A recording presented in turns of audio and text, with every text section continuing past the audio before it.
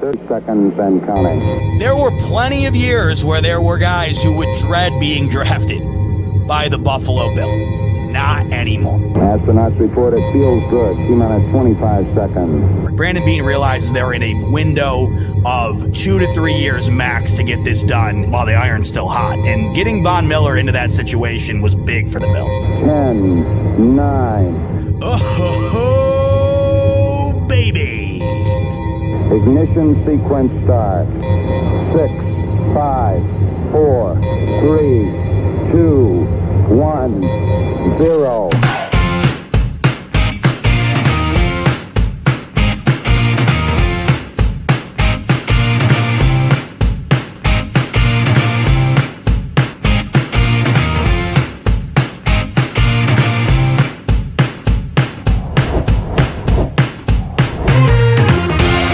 Great interview, guys.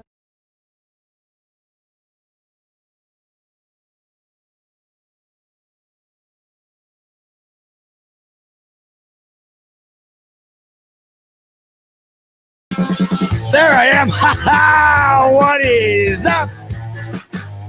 Buffalo Fanatics. Z-Bot here with you.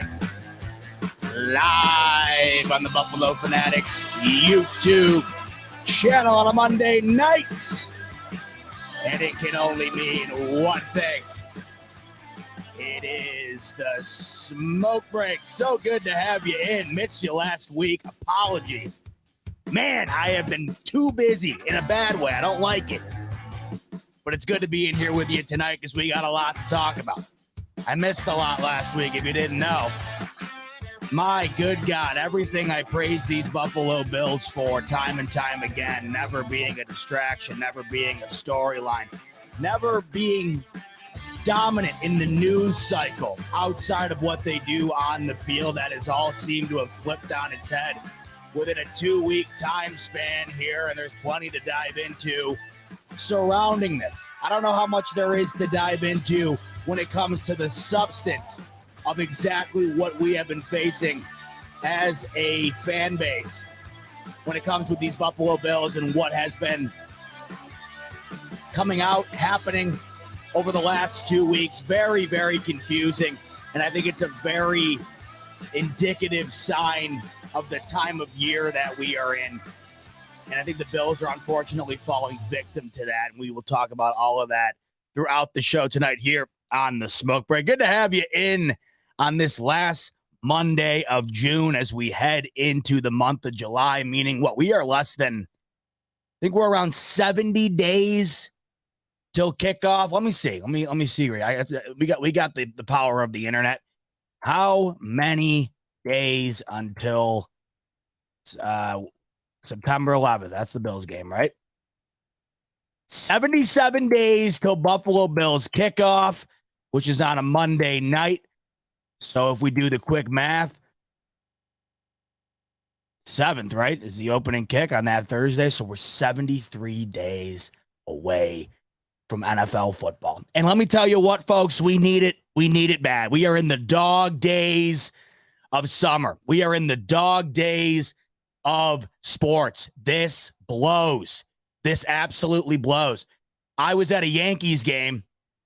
When? Saturday? That's when you know it's getting bad, when I'm at the Yankees game. And I don't go to many baseball games. I typically go to one Yankees game a year, maybe once every 2 years, depending on what I got going on in the summer. But I try to get to at least one because they're a good time. But you know, when I'm making my way to Yankee Stadium, I'm down bad because there's nothing else. The NHL's done. The NBA's done. Anything topical to do with the NFL at this moment in time is pretty much hearsay, complete BS. And of course, we're going to talk about how that has affected our Buffalo Bills as of late. And then there's baseball. And I'm just not a baseball guy. It is no offense to anybody who is. I love that for you. I wish I was. There's just too many games, and there's just a complete lack of urgency that has just, it has always put me off when it comes to baseball. I also played lacrosse my whole life, so I think not playing it growing up like most people do was also a factor as well. Now, I will say, just a quick note on the pace of things when it comes to baseball and the reason I don't really love it. That major change. I don't watch a lot of baseball at all on TV. And typically when I go to the game, it's more of a social event than it is really going to a game. Like, could you imagine, you know how they do those deck things, those party decks at the baseball stadiums where you kind of just pay like whatever bottom barrel price and you just kind of hang out in like a literal deck. There's one on the back end of the, like center field-ish at Yankee Stadium, and they have them at every baseball stadium, minor leagues, you name it. And you literally just pay a bottom barrel price and you go and you just drink beer and hang out with people and whatever. It's kind of like going to a bar almost, but there's a baseball game going on. And I always thought to myself, could you imagine watching a Bills game that way? Just casually hanging out in some mosh pit like you're at a concert trying to get a view of what the hell's going on in the game.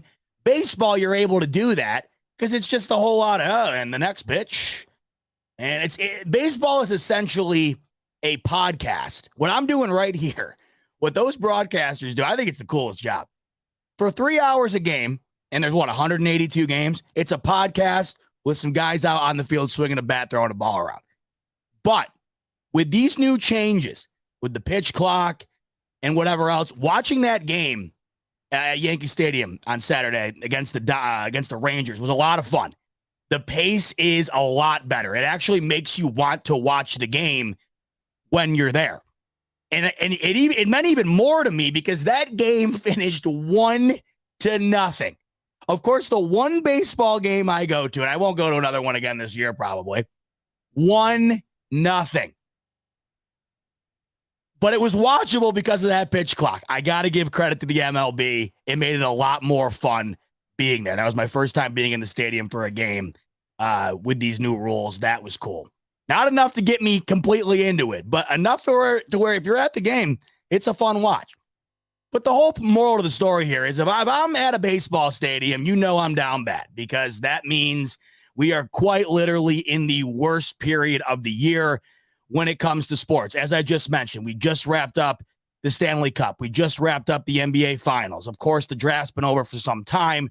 The big headline offseason moves have well been done. The only two we're really waiting on right now, of course, are the ones we've been waiting on for, one in which has been, at least 2 months, going on 2 months in DeAndre Hopkins.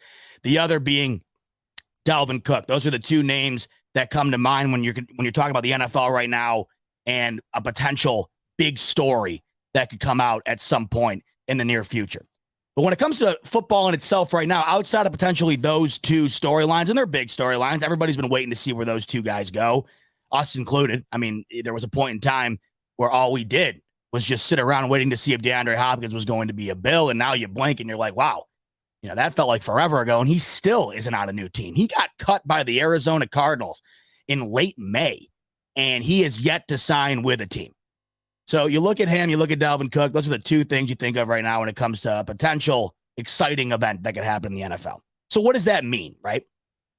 Well, what it means is all we're doing right now is waiting for kickoff. There's nothing else. There's nothing. We're getting into camp, and of course, everybody starts talking about camp and, oh, so-and-so's doing this and so-and-so's doing that, but there's no substance to it, really. It's all what we get every year. There's no actual concrete exciting stuff to talk about other than your preseason predictions and counting down whatever I said there, the 77 days until we see these guys on the field. But that does not mean that talk radio, sports television, they still have to go on air and talk about something. And unfortunately, our Buffalo Bills have given them something to extend their conversation over for what has felt like a month now, but it's only been 2 weeks. I cannot believe we are still talking about Stefon Diggs and that whole situation. But this is the first opportunity that I have had to get on here and talk to you about it. I have got to share my thoughts. I cannot believe this is still dominating the NFL news cycle just because of the substance of it. I can believe it because it does make sense from the perspective of these shows. You got one of the Super Bowl favorites in the Buffalo Bills. You got one of the best quarterbacks in the league in Josh Allen. You got one of the best wide receivers in Stefon Diggs. If there's even a hint of turmoil, an issue, that's going to be something to talk about. What blows my mind is the way it went down, the short period in which it lasted, and how long that short period has not only been extended into this radical conversation about Stefon Diggs' spot on this team, his fit into this culture. I mean, it has been blown out of proportion to the point of exhaustion. I simply cannot fathom how much juice has been attempted to have been squeezed out of this lemon, because there ain't a whole lot inside of it, but they're trying their damnedest. So, of course, by now you already know something happened. What that is, we have no idea. We'll never know. But OTAs start up, right? Mandatory. Stefon Diggs isn't there. Sean McDermott takes the podium.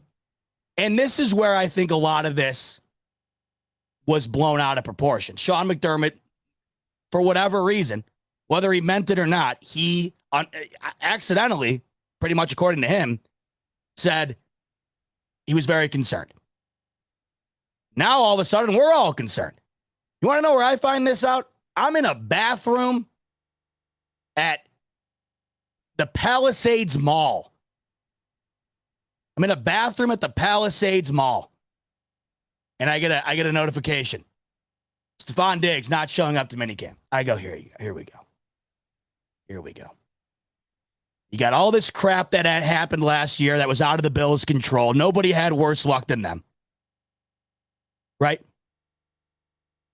You had all that crap that happened. You had the way the year ended. Couldn't have been worse. This team needed to have a rock-solid offseason going into this year. And they have.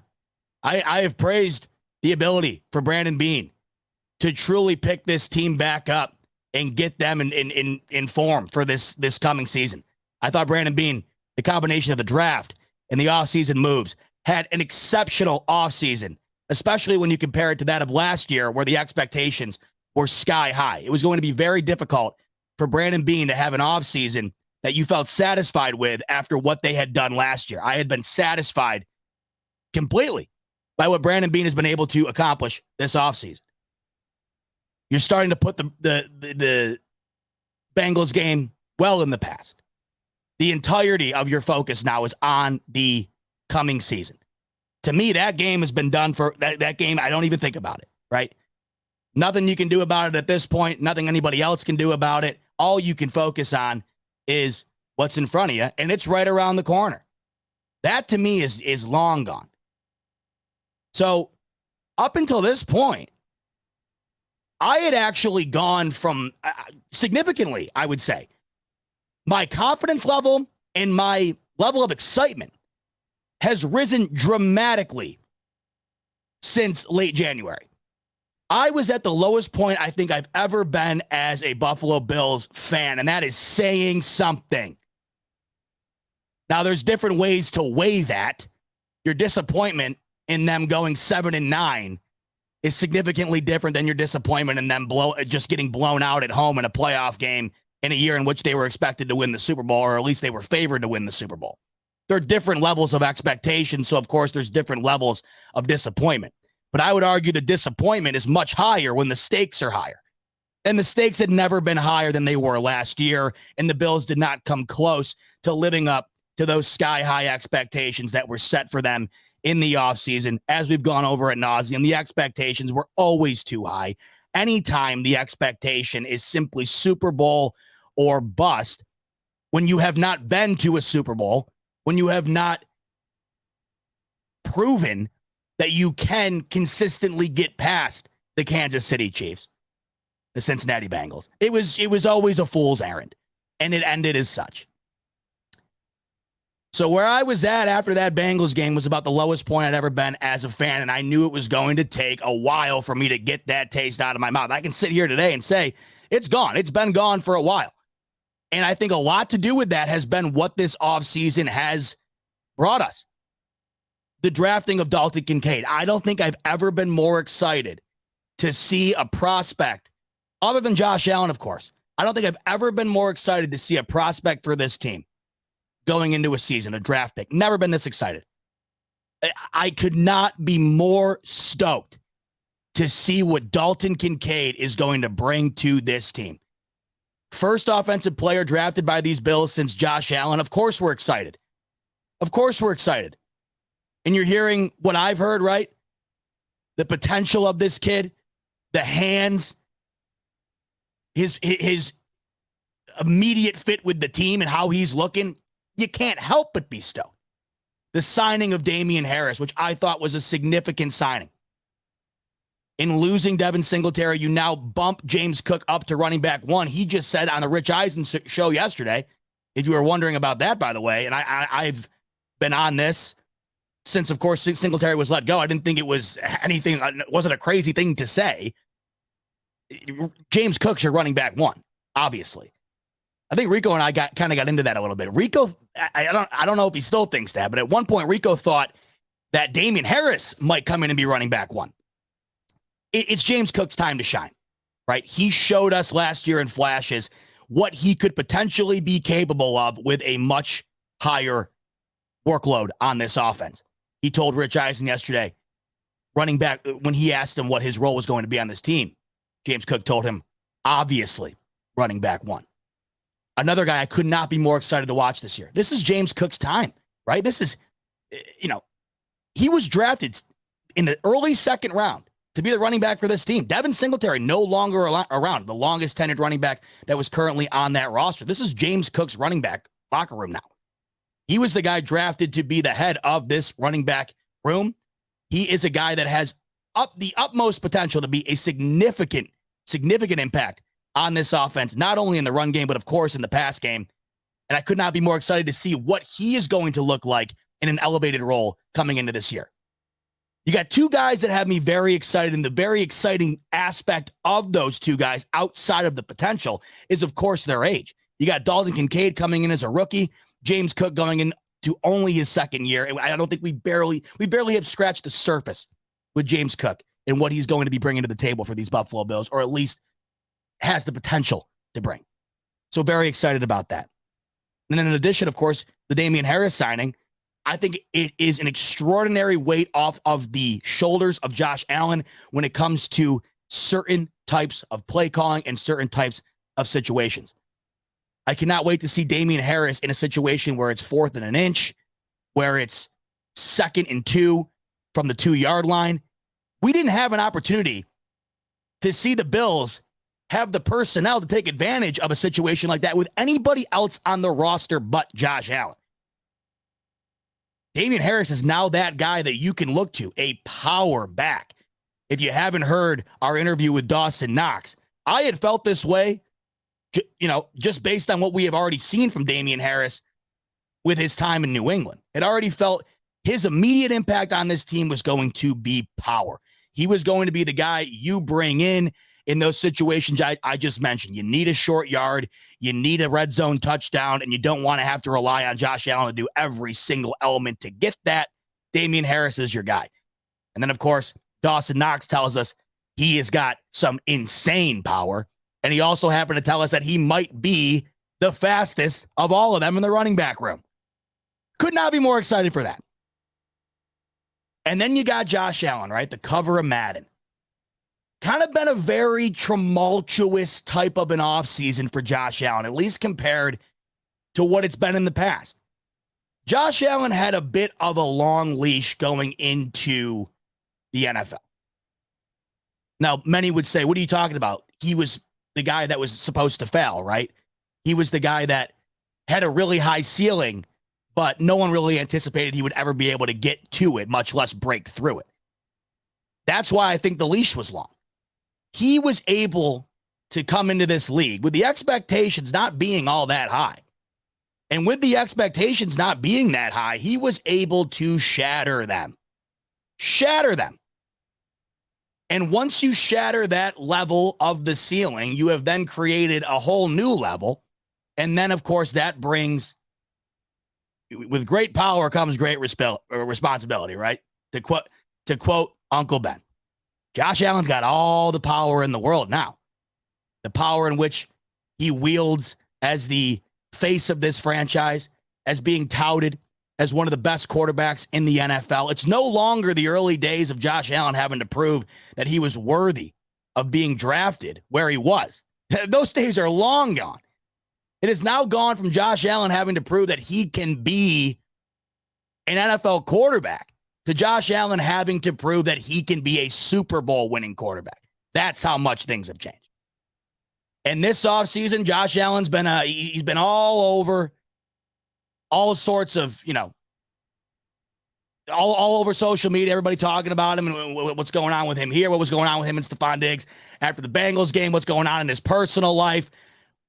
There hasn't been that for Josh Allen. This has been a different type of an offseason. And that, of course, comes off of a year where it just seems like nothing could go right for these Buffalo Bills.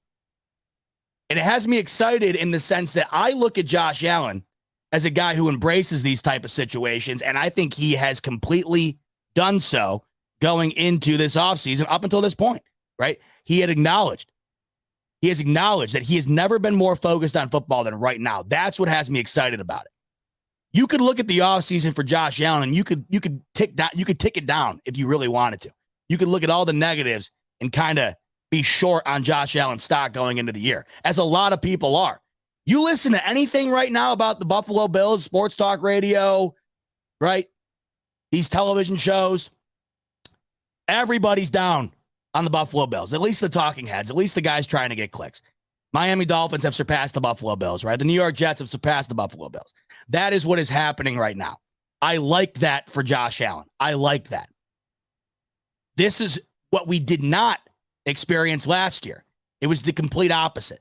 And we had felt, a lot of the fan base had felt that this was a team that, were they really worthy of those expectations and were they going to be able to live up to them? Because I think it was Bruce Nolan who put out yesterday. It was a great tweet because I've always felt this way.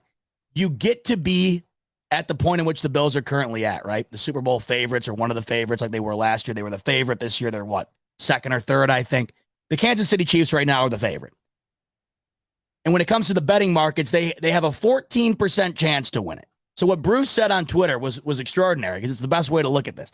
Even if you are the best team in the league, even if you have the best chance to win the Super Bowl, you would have to win it. Or you would have a decade. You would have a decade almost to win it before it would be mathematically expected of you to have won one by then. That's how tough it is to win in this league. You have a 14% chance to win the Super Bowl, according to the betting markets, when you are the favorite. The expectations last year were just way too high. The Bills have now found themselves getting lost in the weeds a little bit, especially compared to where they were last year at this time. I like that. So what am I getting at? I'm talking about all the things that I like here. And I've liked a lot. What I don't like right now is what's currently happening within the culture of a team in which I have felt strongly has had one of the best cultures in all of sports since Sean McDermott and Brandon Beane have taken over this team. And I don't necessarily know if it is the fault of the team itself. The Bills have become a casualty the last 2 weeks of a dead NFL media cycle. This could not have happened at a worse time.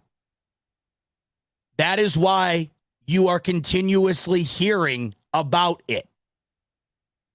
I have ignored everything about this topic, the Stefon Diggs topic.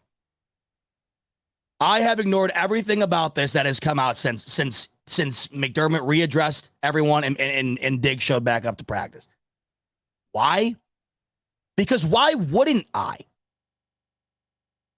What we have been seeing over the last 2 weeks is a blatant media rush of click-worthy and conversation-type pieces to get juices flowing about a team that is supposed to be one of the best in the league. Because if you see Josh Allen, Stefon Diggs no longer getting along, Stefon Diggs, trade block, right? You hear all this, you're clicking on it. Because I know for me, right? Let's just give an example. Patrick Mahomes and Travis Kelce apparently have falling out. Travis Kelce doesn't report to minicamp. Andy Reid's super concerned. We would be all over it. Don't lie. Don't lie to yourself. We'd love it. As Bills fans, we would be all over it. The dynasty is over. The Chiefs are cooked this year, right? Travis Kelce not going to be a Chief next year, guarantee it.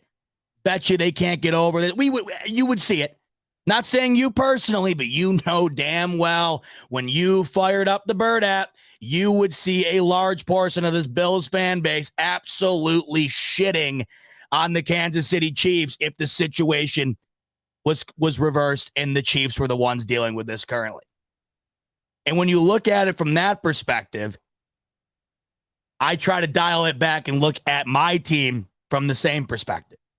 I would be all over it when it comes to the Chiefs, Travis Kelce, and Patrick Mahomes, because I would want that for me, selfishly, as a Bills fan. I would want a falling out from Travis Kelce and Patrick Mahomes.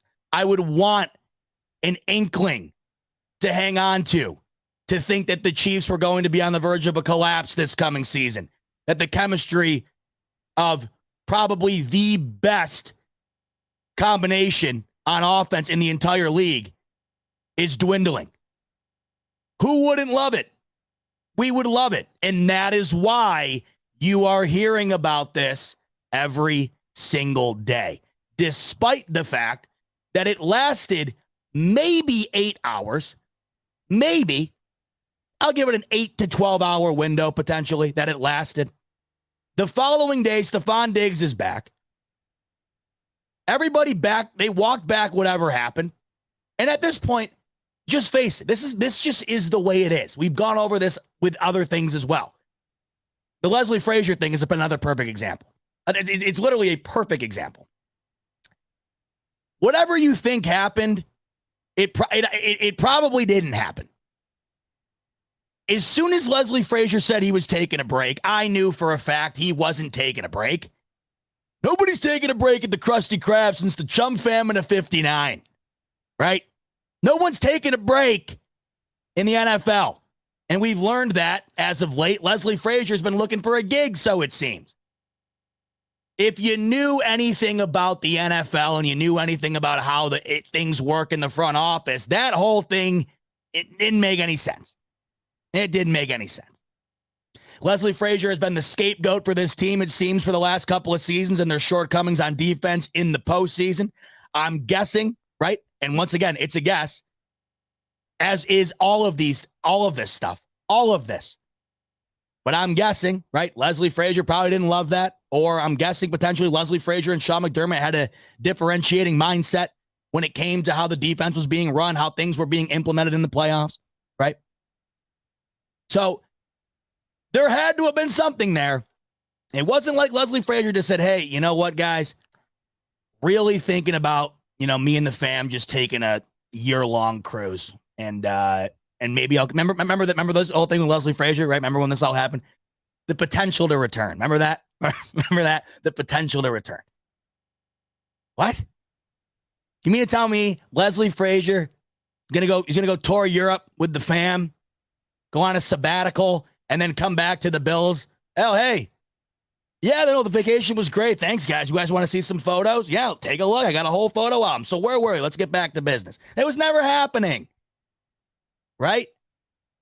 You never knew what happened. You never will know what happened, but something happened and you just move on. That's what's happening here between the player, potentially other players in the front office.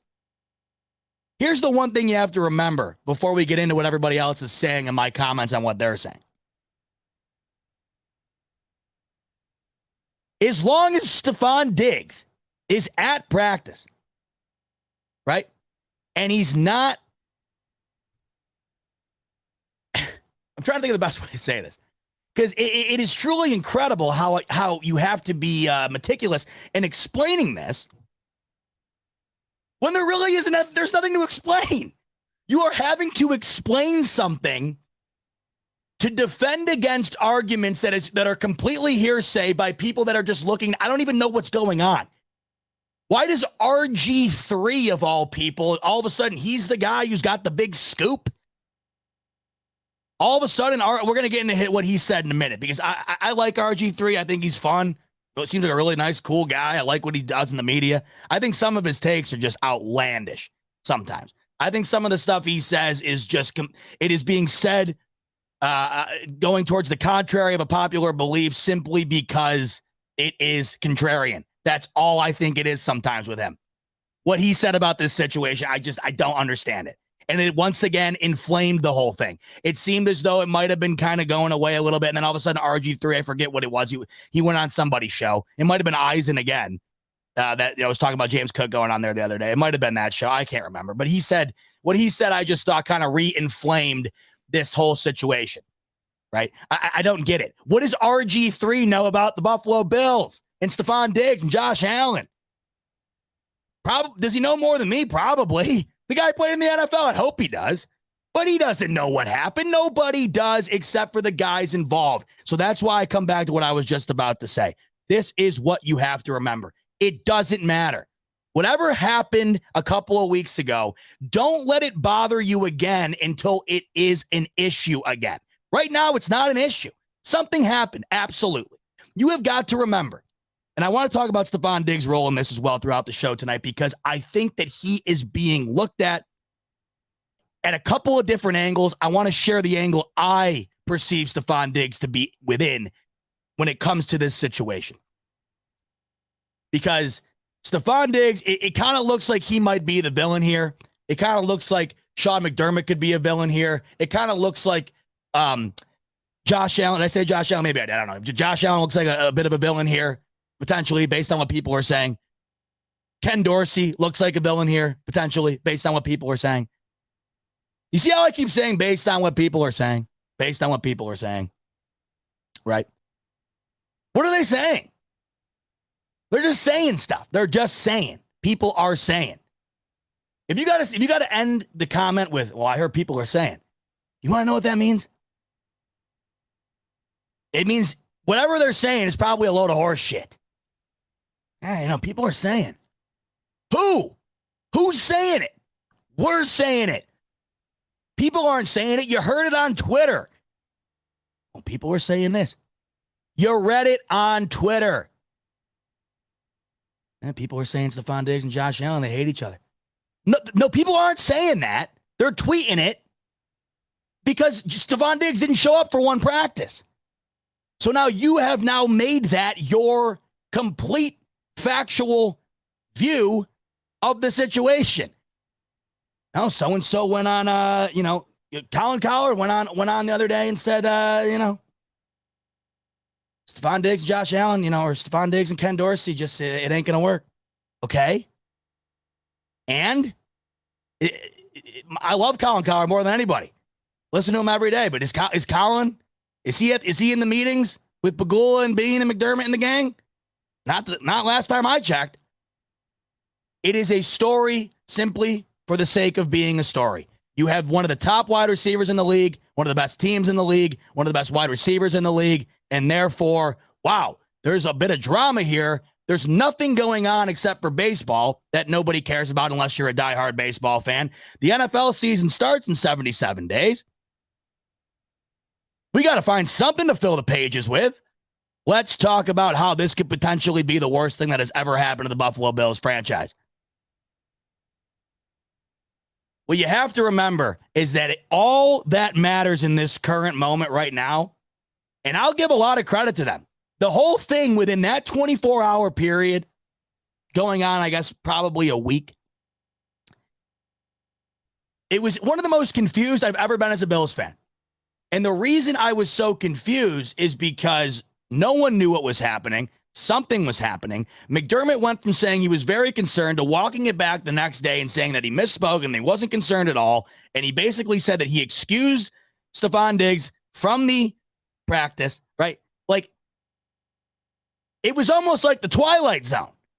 It was a glitch in the Matrix where like one day we were in one simulation and then like something happened. Like, I don't know, like somebody went back in time and stepped on a ladybug and it completely alternated the universe. And now the next day, oh, what are you talking about? Nothing happened yesterday. What are you talking about? No. Diggs was here and, he did his physical and we had a chat. And I said, hey, you know what? Take the day off. Whatever happened within that little window there, Diggs is the type of guy I would imagine. We saw what he did in Minnesota. If Diggs wants out, he's going to get out. He's going to make it known. He's going to do whatever he's got to do. I'll give him credit for that. Like some of these guys, they have whatever, they have their priorities in line or whatever they may be. All these different types of players have all these different types of priorities. And I think Stefon Diggs looked at the situation in Minnesota and realized it wasn't going to get much better. I am not going to base a early career with Kirk Cousins against a one-day blip in the Matrix where Stefon Diggs didn't go to practice. Combine the two and say, well, because of X, right, Y must also be true. They're completely different. Everyone takes what happened with Stefon Diggs in Minnesota and says, oh, well, it's happening again here. No.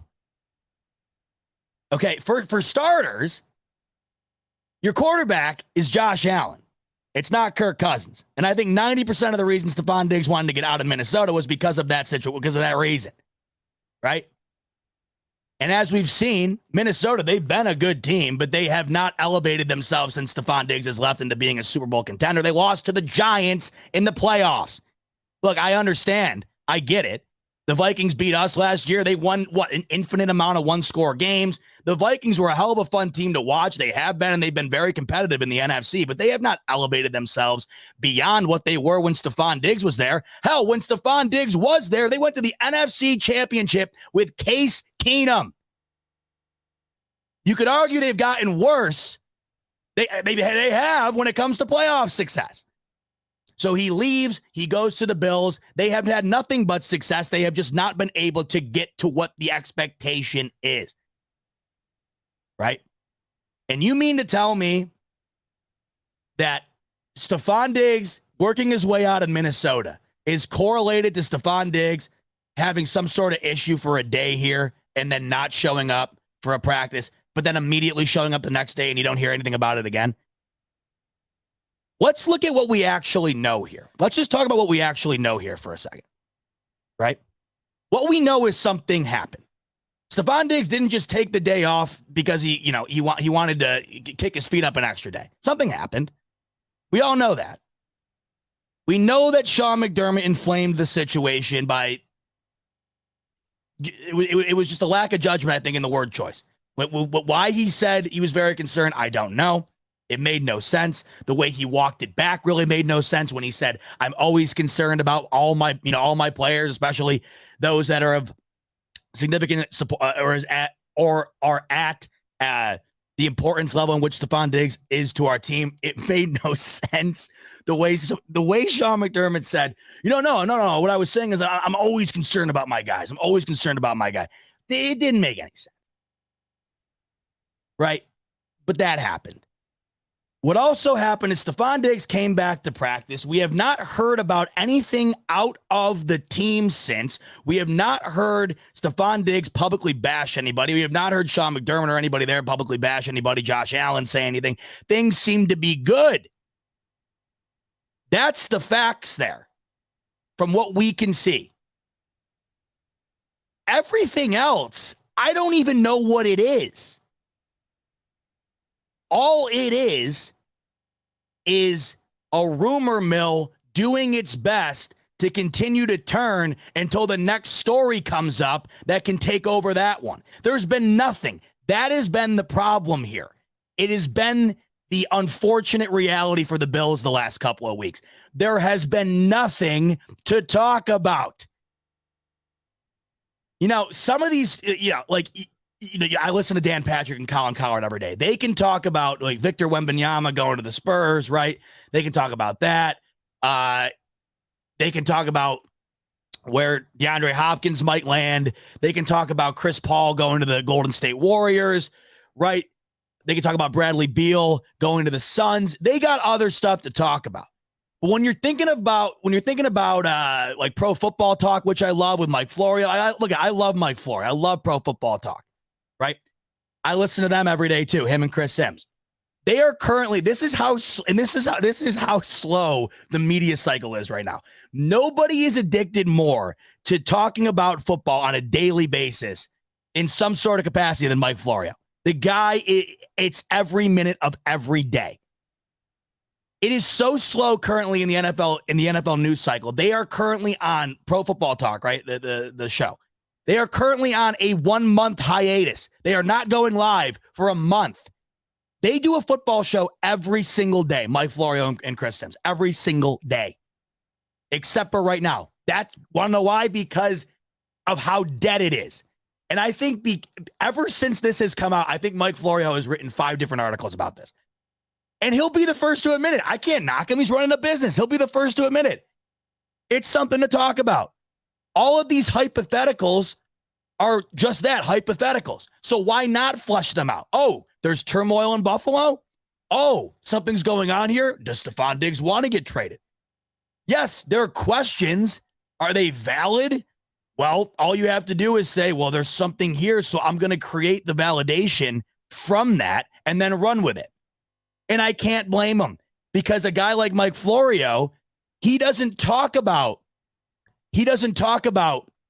basketball and baseball. He's all football. So he's got to write stuff.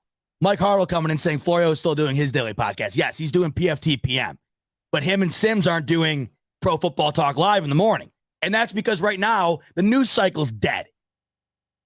And I just listened to Florio the other day. Every day he's got something to talk about, and it's usually just an OTA update or where's Dalvin Cook and DeAndre Hopkins going to go.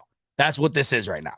My whole point on this situation is just to show you how dead it truly is. And those that are covering the NFL exclusively really have absolutely nothing to talk about. And with this situation, when you're dealing with multiple stars in one of the best franchises in the sport right now, you are able to extract a lot of different angles from this. You are able to extract how this affects the team going into the season. You are able to extract how this affects Stefon Diggs personally and whether or not he wants to be a Buffalo Bill. You are able to extract from this how this affects Sean McDermott and Brandon Beane, which we're going to get into in a minute here. You're able to go a million different directions with it, and that's what everybody has been doing here because, 1, it's topical. 2, it gets clicks. And 3, the biggest reason of all, there is nothing else to talk about. If DeAndre Hopkins gets signed tomorrow, if Dalvin Cook gets signed tomorrow, if they both get signed in a package deal somewhere tomorrow, that's the dominant story. And all of a sudden, you're going to notice this whole Stefon Diggs situation is going to get a lot less pub. The one thing you will notice, though, throughout the year here, and don't think you're not going to see it, and you better get used to it. Every time something bad happens with the Bills this year, this is going to be brought up. And this is what I can't stand about situations like this. And this is why I praise the Bills for so long as of late about their ability to avoid situations like this. Because what happens is you take the molehill and you build Mount Everest out of it. Because once again, it's back to the ability to make a correlation for the sake of making a correlation. Say we go into the season and Stefon Diggs, he gets seen on the sideline again like he was with during the Bengals game where he's got his hands up to Josh Allen, right? Say he's seen doing that again. That's going to immediately be a topic the next day. Oh, Stefon Diggs, he's had it once again with Josh Allen. Let's take it back to June when he didn't show up to practice that one day. What's going on here? It's going to happen. And it's probably going to happen numerous times. So fair warning right now, get ready for that. Anything that goes wrong with this Bills offense this year, in any capacity, anything that goes wrong with Diggs or Josh Allen, you better get ready to hear about this bullshit again. I promise you it's going to keep coming up and coming up and coming up. And that's why I hate this stuff, because it's unnecessary distractions. Unfortunately, I think the Bills really they really wanted to avoid this. It wasn't this long build-up thing, right? It just kind of happened. They handled it pretty poorly, but they got out of it immediately. The unfortunate reality is it just so happened to happen in the middle of a time period where nothing else is going on. And that's what kind of sucks about it.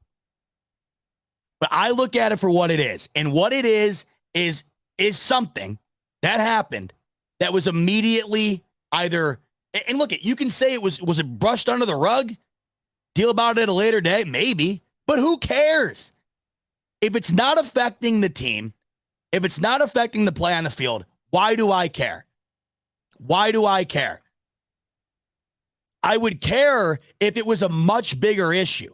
I would care if it was Stefon Diggs not showing up for a week, if it was Stefon Diggs, right, threatening to demand a trade. Yes, then of course I would care. Of course I would, because there's a reason to care. I am not going to look at a one-day blip as some reason for me to completely think the culture of a team that has built their way up to having one of the best in sports is on the verge of collapse. I'm not going to believe it. And you shouldn't either. It's bullshit. It's not. It is being blown so far out of proportion simply for the sake of a story in a time in which there's just absolutely nothing else to talk about. And it's back to what I said earlier. I do not fault anybody for doing it, because if it were, like I said, Travis Kelce and Patrick Mahomes, we would be all over it. If it was Joe Burrow and Jamar Chase, we would be all over it. It just unfortunately is happening with the Buffalo Bills. Look at the silver lining here, by the way. The biggest issue that the Bills have dealt with in the offseason, and potentially a blemish on what's going on inside of the locker room, the biggest issue, really, in the last couple of seasons is this. Sign me up. You got the Detroit Lions. How many guys got caught gambling in the locker room? How many? Multiple. You got that going on. Tyreek Hill, once again, he's facing a lawsuit once again. What is this, the third lawsuit in the last year or two for Tyreek Hill? All these teams all over the place are constantly dealing with stuff. And it's always been one of my biggest praises of this team, the Buffalo Bills. They have done an extraordinary job of focusing on football. And if this is the biggest distraction and issue over the last couple of seasons here, sign me up all day. Because it's nothing. Until it is something again, I'm treating it as what it is. And to me, what it is Stefon Diggs, clearly something was up. Whether it was, they didn't contact him enough in the offseason. Josh Allen wasn't reaching out enough in the offseason. He didn't like what happened at the end of the Bengals game. He didn't like Ken Dorsey's play calling. He didn't like them not going out and getting DeAndre Hopkins. Fill in the blank. Whatever. Maybe it was one of those situations. Maybe it was a combination of all of them. Maybe it was none of them. Who the hell cares? Because you want to know what? Stefon Diggs was at practice the next day. Yes, Sean McDermott, God bless him, man. He was thrown to the wolves. He had to go out there and say something. He backtracked it as best he could. He didn't want to come out and say exactly what happened, because you're defending your player there. Whatever happened, this is what I hate about the other aspect of the media too that sucks. You're damned if you do and damned if you don't. Sean McDermott's damned for backtracking the whole thing and not telling the truth. But he would also be damned if he came out and said, well, Stefon Diggs told me that he and Ken Dorsey aren't going to work. Like, what if he came out and said that? Oh, all of a sudden the media's going to be like, you know what? We really appreciate the honesty from Sean McDermott. No, they'd be like, oh, well, the Bills are screwed. The Bills are screwed. How could Sean McDermott come out and out his offensive coordinator like that? How could Sean McDermott come out and throw his wide receiver under the bus like that? You're damned if you do. You're damned if you don't. Sean McDermott did the best he could, and they're moving on. You think they give a shit about this? Because they totally don't. And I got to tell you right now, I don't either. And 77 days from now, when the Bills kick it off at MetLife, we're not going to give a shit about it again either. And I'm telling you this right now. They're going to put it back in your face again. Ignore it. Ignore it. Unless Stefon Diggs is just bitching out Josh Allen on the sidelines, unless Stefon Diggs is seen absolutely freaking out on Sean McDermott and Ken Dorsey, unless Stefon Diggs goes to the podium after the game and has an absolute tirade, unless Stefon Diggs goes to the media and demands a trade, forget this shit happened. Just forget it. Because it's so stupid. The fact I've talked about this for 50 minutes is hilarious. The reason I've done so is because I want to make it perfectly clear that every time you've gone on your phone the last 2 weeks, you have seen something to do with this. You click on it, and then you're wondering to yourself, wait, what the hell is this? What is this? What do you mean? What? How do you know about the personal relationship between Josh Allen and Stefon Diggs? How do you know what happened in that locker room when no one else has a clue? Also, this is the other key component here that I think a lot of people are ignoring, right? The more stories there are that are differentiating, right? The more stories there are that are completely different from one another, the more you know this is a heaping pile of bullshit. There have been 4 or 5 completely different stories about this situation. Let's talk about one right now. And Robert Griffin III, who had came out and talked about the relationship between Josh Allen and Stefon Diggs. Now, this has been the flavor of the week so far. Last week or whenever this happened, the big talking point was a variety of different things, right? It was Stefon Diggs and how he felt about the play calling in the Bengals game. It was Stefon Diggs and his inability to be given a chance to have a say in the offense was one of them that I heard. Stefon Diggs' relationship with Ken Dorsey is one that I heard. Stefon Diggs wanting to be out of Buffalo and going to the Dallas Cowboys, right? That's one I've heard. That's the other thing, too, that everybody was trying to make a correlation out of as well, because, oh, hey, I heard this on Twitter a couple of months ago. Maybe this is true. Remember when the whole thing about Stefon Diggs wanting to go play with his brother, right? And Trayvon Diggs wanting him to go play with him. Oh, maybe Diggs wants to go to Dallas. No, maybe he's got a brother in the league and they're messing around. Imagine you and your sibling are playing at the highest level of a sport at this capacity. You're both superstars in the sport. The idea of playing together is probably pretty cool. Doesn't mean you're going to demand it. I mean, what? You know, this, oh my God. When people saw that, you know, every time Stefon Diggs posts an Instagram, it seems to be the cover of the New York Post when it comes to these bills and what we're talking about on a daily basis. Who cares? All these guys do this, right? The social media aspect of things, and God bless Stefon Diggs, he couldn't be more cryptic. It's doing none of us any favors. You can't decipher any of it, but all these wide receivers do this. They all tweet out an Instagram post, the most random stuff. 99% of the time, it means nothing. Half the time, it's like a music lyric, right? And people are like, well, what the hell does this mean? Nothing. The guy's listening to Jay-Z, bro. Like, it doesn't mean anything. Go back to when Trayvon Diggs and Stefon Diggs there was something, an exchange on Instagram about Trayvon Diggs wanting Stefon Diggs to come to Buffalo. There were people actually actively talking about that happening. They just signed Diggs to a contract extension. He was the biggest blockbuster trade these Bills have made in forever.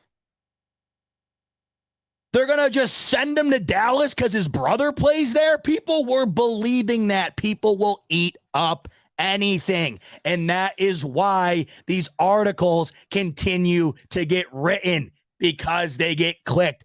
I will not click on them, except for right now, because I did click on this one because I thought it was hilarious. And the reason I thought this was hilarious is because I don't understand where this is coming from. I don't get it. Robert Griffin III, because everybody's got to have an opinion on this situation. RG3 said, all right, let me put mine out into the ether. This is what RG3 had to say. Quote, him, in referring to Stefon Diggs, and Josh Allen seemed to have a bromance rolling. It felt like for years there until there was a problem with their game. I'm going to read this like it is a dramatic novel. Because I still, reading this, gonna read it. I'm gonna read it in a fun way. Him and Josh Allen seem to have a bromance rolling. It felt like for years there until there was a problem with oh my God, my girlfriend just scared the hell out of me. Caroline, I'm doing one of your favorites where I'm reading something in a very fun way. I was listening the whole time. Oh, okay. It was very good. I'll do things with her like, well, I'll like if I see something funny from someone that we're friends with, I'll like read it in their voice. You know, I don't know why I'm doing this. I'm trying to make this entertaining for myself because I'm losing my mind. The football needs to start. I think Caroline's getting scared, man. As much as she hates how much time I dedicate to football, I think she would appreciate, at least I have something, right? Yeah. Can you imagine Caroline out with her friends like, at least he's got football, God. All right. You're what? Oh, my God. I thought Caroline just said she brought home a cat. She's going to go see the neighbor's cat. I thought she just said she got a cat downstairs. I don't need to be dealing with that tonight. She's on this whole thing right now. She wants a cat. Caroline's a big cat person. I'm going to cave. Not that I'm like, oh, go ahead. Like, not that I have to be like, sign the permission slip. It's just that I'm not a huge cat person, but I'll cave. I don't mind. But then now all of a sudden we're up to like 2 cats. Now we want to get 2 cats because she said that if you get 1 cat, then you got to get another cat because they're better in pairs. And I'm like, whatever. Just don't bring it home randomly because I work from home. Caroline doesn't. Who's going to be taking care of the cat? This guy, right? I'm not a cat expert. And we babysat her brother's cat, and he's got one of those like hairless cats, man. And I would wake up and that thing would be on like my head and it would scare the shit out of me. And I'd be working and that thing would all of a sudden pounce from like the top of the ceiling down to my keyboard, freak me out. And I gotta like pick up after it because it's doing a bunch of stuff, Either way, my bad. I thought she just said she brought a cat home. I didn't feel like dealing with it. Okay, here is Stefon Diggs. Here is Robert Griffin III. Here is his take on what he thinks is happening in Buffalo.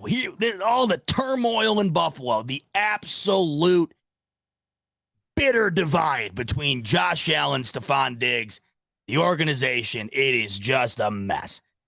RG3 says, quote, him and Josh Allen seem to have a bromance rolling. It felt like for years there until there was a problem with their game against the Bengals in the playoffs, RG3 said. So I think it's clear. This is a personal thing between Diggs and Allen.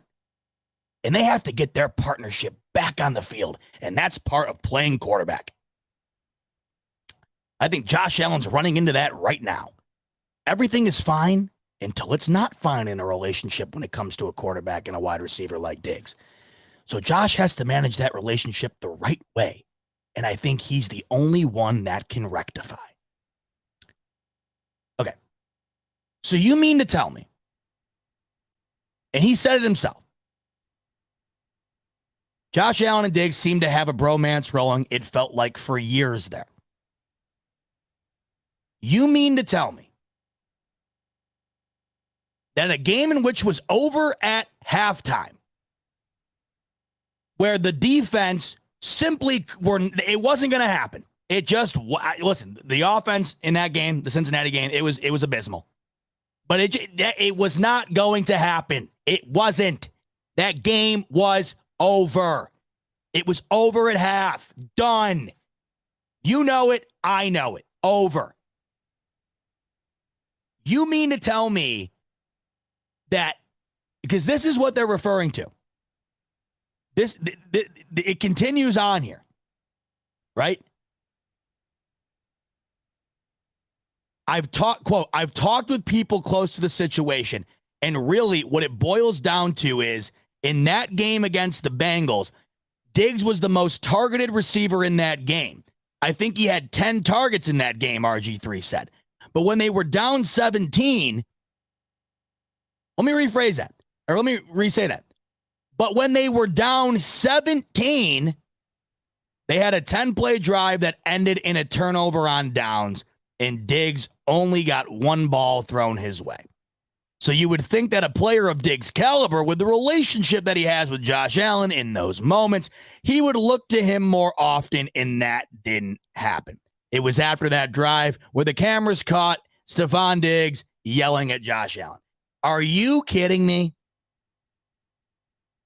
You're trying to tell me that in a game in which you're getting your ass kicked, no one came out of the locker room. The defense didn't. The offense didn't. That game was over at halftime. Stick a fork in it. You mean to tell me in a game in which Stefon Diggs did get 10 targets that the drive that was the straw that broke the camel's back was a drive in which Josh Allen and the Buffalo Bills offense were going down to try and put a dent into a 17-point lead? You mean to tell me that it was in that drive, in that game, that all of a sudden the years-long bro-ship between Diggs and Allen, it's done? Dunzo? It was in that moment where we all saw it evaporate, where the Bills, who had already, the game was just, it was over. It was done. But it was in that moment where Diggs said, you know what, Allen? Go to hell. Does that make any sense to you? It literally says in the drive where the Bills were down 17 with Diggs already having 10 targets, it seems as though Diggs falling out with Allen occurs on that drive because he only got one target. Let me talk about what I want to just, because I'm not trying to go after RG3 or anybody. I'm trying to go after the situation in a whole here because everybody's got something to say about it. And I'm about to have something to say about it too. But I want to preface this first, which nobody else seems to ever do. I might be right. I very well am going to be wrong. Either way, who the hell cares? Who the hell cares? I am not going to sit here and act like I know anything. And I think a lot of people out there act like they do, right? I've heard from so-and-so who's tapped in. Well, who is it that's tapped in? Who is it? Because if that truly is the case, well, then that to me is...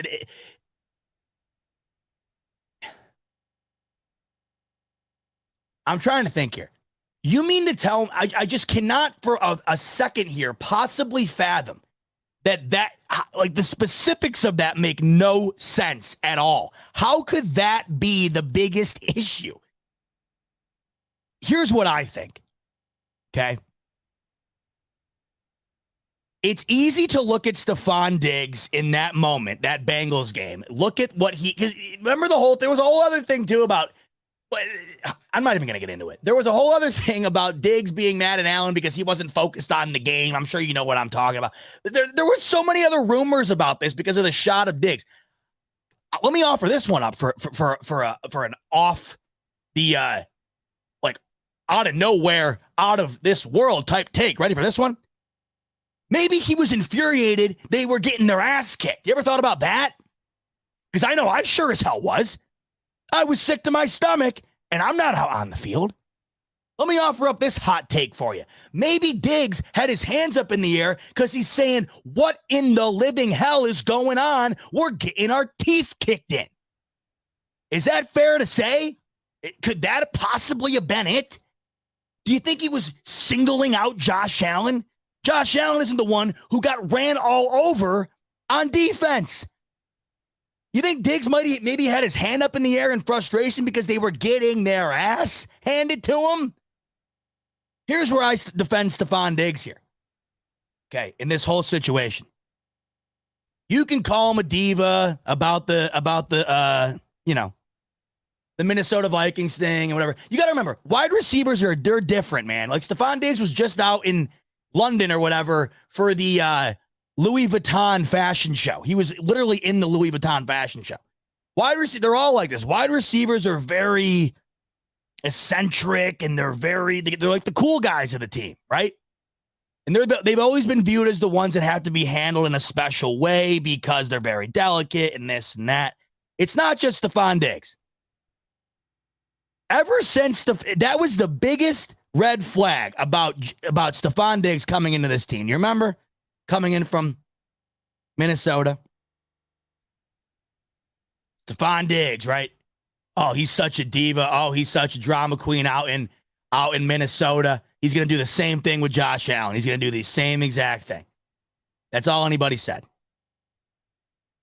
Nothing has happened except 2 bitter exits to the season. That is when we had seen Stefon Diggs show emotion. Do you not want him to? I defended him that weekend. You can go back and pull the show up. The post-game show, Bills, Bengals. I defended him that show because he was getting ripped on for bitching at Josh Allen all the way back then. And I have the same exact stance on it today. You don't want him to be pissed about that? You don't want Stefon Diggs in a game where it seemed the Bills didn't get off the bus to be mad. In a team, in a season in which they were the Super Bowl favorites, in a season in which they win 13 games, in a season in which everyone had the utmost and highest expectations for them, you don't want Stefon Diggs to get mad when they're getting their absolute ass handed to them at home, not even remotely competing in that game. And he's the bad guy for throwing his hands up in the air on the sideline, wondering what in the absolute hell is going on, just like the rest of all of us were. And then in addition to that, you're going to take that and drive it into the ground and trying to analyze every little element of it outside of what it more than likely probably is. And it's just him being absolutely infuriated at the fact that that team did not show up in the biggest game of the season, a year removed from losing in the most heartbreaking fashion you could possibly imagine. We all remember Stefon Diggs staying out at Arrowhead Field, looking out into the distance, wondering what the hell had just happened. I'm sure that was fresh on his mind as well as soon as he realized it was happening again in just a much worse capacity when it came to the outcome of the game. The guy was pissed, as we all were, and I appreciated the emotion because it seemed as though there was absolutely none in existence out on that field during the game. So pardon Stefon Diggs for showing even a shred of life on that sideline, saying, hey, I'm a little bit perplexed and pissed off here. The saddest thing about that game to me, and this is back to when I was talking about me just being at an absolute low point at that time as a Bills fan. The reason I was so upset, it wasn't because of the score. It wasn't because they weren't going to win it all last year, even though it was supposed to happen, right? It was because the effort. And we'll never be able to quantify it. They won't even be able to themselves. And I know a lot of it has to do with what went on in that season. And I think they were just gas and this and that. You can add it all up. But at the end of the day, excuses are excuses. You got to play the game in front of you. And it's the biggest game of the year. And what happened to unfold in that particular game was probably the worst effort put forward by this Bills team under Josh Allen that I have seen. It was absolutely abysmal. It was atrocious. It was unwatchable. They were completely outcoached, outplayed, outmanned. You name it, it happened. It was brutal. And the takeaway from that is supposed to be Stefon Diggs being the bad guy for being mad about that. I don't buy it. I think it's the biggest load of shit. I think it's crazy. If RG3 were to have said, I think Stefon Diggs is super frustrated about the way that things ended last year, if he would have just said that, I would agree with him.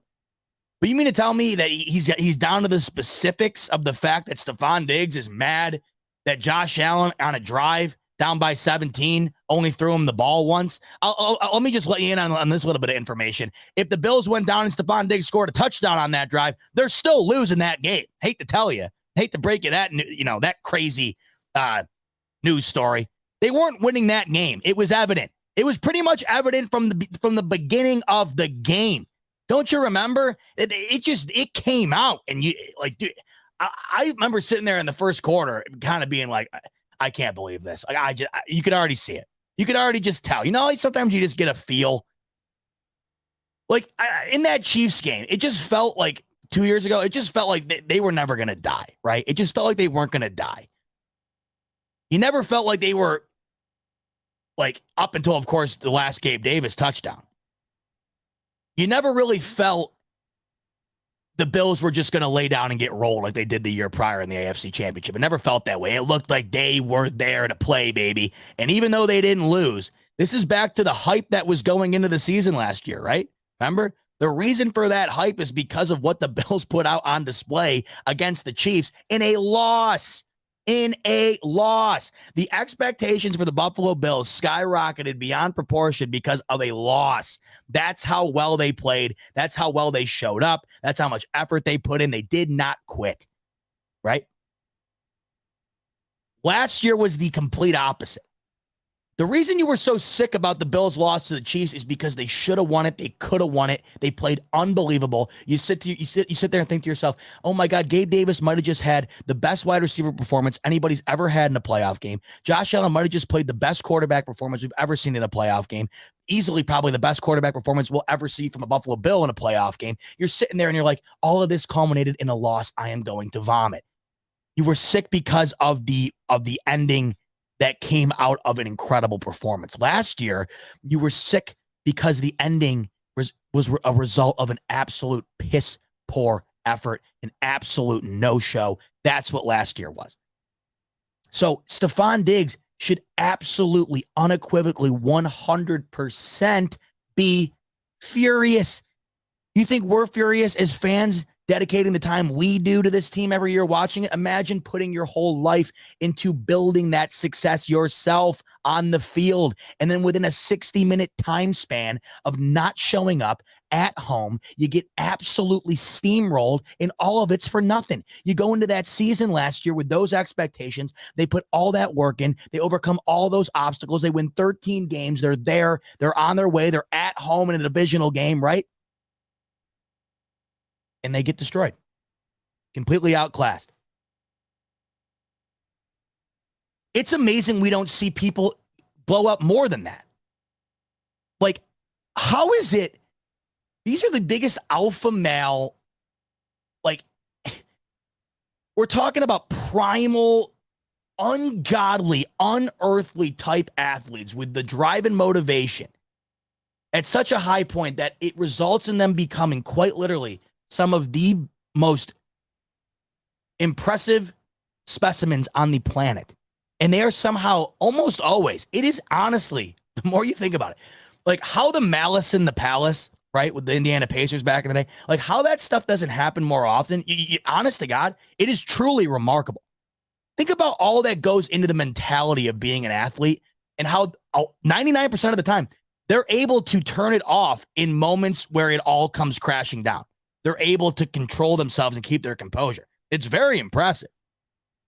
So with all that in mind, all that goes into this sport, all that goes into getting to where you want to be and getting to where they were in that season. Stefon Diggs putting his hands up to Josh Allen is some sort of crime. I mean, we have been, not we, but whoever, people, media, whatever, they have been trying to extract some. This was like, Diggs not going to the OTA there. This was like Christmas Day for people waiting on a reason to just shit on Josh Allen and the Bills and Diggs. This was Christmas Day for the people who had the opinion on the day when the Bills made the trade for Stefon Diggs that it was never going to work because it didn't work with Kirk Cousins, and he demanded his way out. And because of that, and at the time, Josh Allen hadn't become Josh Allen yet. It was going to happen with Josh Allen as well. That was Christmas Day for those people a couple of weeks ago, right? Because they're saying, ha, told you, even though you've been over the last 5 seasons, one of the 3 best teams in the NFL, ha, because of Stefon Diggs, by the way, ha, told you it wasn't going to work. Told you. Oh, Diggs didn't show up to the first practice? Oh, but he's there the next day? Doesn't matter. Told you it wasn't going to work. Oh, God, I told you. Diggs, I'll tell you what, he hates Josh Allen. The relationship they've seen, cover Sports Illustrated together, constantly seen, playing video games together, talking to each other, social media, and constantly seeming like they are just the best of pals. Oh, my God. When Stefon Diggs put his hands up to Josh Allen on the sidelines after getting their ass kicked in the playoffs, it was in that moment that you could tell that Diggs no longer loved Josh Allen. He hated him. Oh, you could just tell in that moment. He put his hands up and he said, damn it. It's all your fault, Josh. I hate you. Like, what? What are we doing here? What are we doing here? Why does it have to be anybody's fault? Why does it have to be anybody's fault as to why Stefon Diggs is upset? Why can't he just be upset at the fact that it was a culmination of the entire team's fault that resulted in that piece of shit game we saw against the Bengals a couple of months ago, right? Why can't he just be mad for the sake of being mad at the outcome of what happened? We all were mad. Diggs isn't allowed to be. The RG3 reasoning to me is just I don't understand it. I don't get it. Also, I don't understand how that could linger the way that they're insinuating that it has this long. You think Diggs is hanging on to the one target on the drive where they were down 17? Think he's been hanging on to that this long, just with a unbelievable anger, and he couldn't wait to take it out on the Bills and not show up to. I don't get it. Now, here's what I will say. I think the way that these Bills have exited the last two seasons has absolutely 100% shaken up Stefon Diggs and the way he, views things. I don't think that that's really an argument. I think that's inevitable. In both games, we have two iconic shots of nobody else but Stefon Diggs at the end of them. The iconic shot of Stefon Diggs staring out at Arrowhead. The iconic shot of Stefon Diggs with his hands up on the sideline. Stefon Diggs wants to win, man. He wanted out of Minnesota because they weren't going to win there. He wasn't going to win there. They were going to do fine, right? They were going to be in the mix, but he knew with Kirk Cousins, the way that thing was going out in Minnesota, it was not going to be a place where he was going to be able to solidify himself as a champion. He went to the Bills because he looked at Josh Allen as an opportunity to upgrade from Kirk Cousins and approach that next step that he was looking to attack. Stefon Diggs is an ultimate competitor, an ultimate just like the guy who wants to win at all costs type guy. And I think that these losses have definitely eaten at him, and I can't see why they wouldn't. They have eaten at me, and I'm a fan. I understand, and I'm sure he understands as well, to a much larger capacity. He can't play forever, and they just had 2 years of his absolute prime end in a very, very unsatisfying way. Now, to put a bow on this and kind of transition to the McDermott Beane extension, to put a bow on this, as we have just rambled on about this for about an hour 20. And the reason we did this, I'm not talking about it again. I'm not. This is so stupid. This is so dumb. Look, Stefon Diggs, he is who he is. Josh Allen, he is who he is. All these players are individual guys, and all of them need to be handled differently. And I think we all know that maybe more than other guys, Stefon Diggs is more emotional. I think he's more passionate. I think he is much more likely to express himself surrounding those elements more than other players might be. All I know is up until this point, Stefon Diggs has been an absolute godsend for these Buffalo Bills. He's been an absolute saving grace for Josh Allen and his ability to elevate his game to another level. There have been so many positive things that have happened, almost entirely positive, for both this offense and this organization since Stefon Diggs had been handed a Buffalo Bills jersey. I am not, nor should anyone, going to try and tear down the relationship between Josh Allen and Stefon Diggs. I'm not going to tear down the culture that these Bills have worked very hard to solidify. I'm not going to tear down how I view this team going into the season, how I view Stefon Diggs and what he's going to bring to the table this season, how I view how him and Josh Allen will play together this season. I'm not going to tear any of that down based on a practice that was missed in June, that was immediately rectified and never happened again.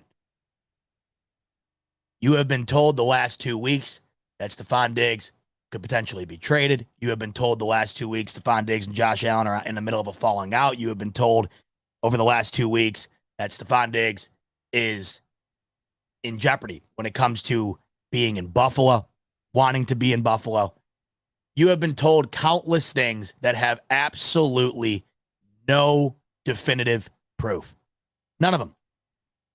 The only proof we have, or the only factual thing we have in front of us here, is the fact that Diggs, no, he did not go to practice that first day.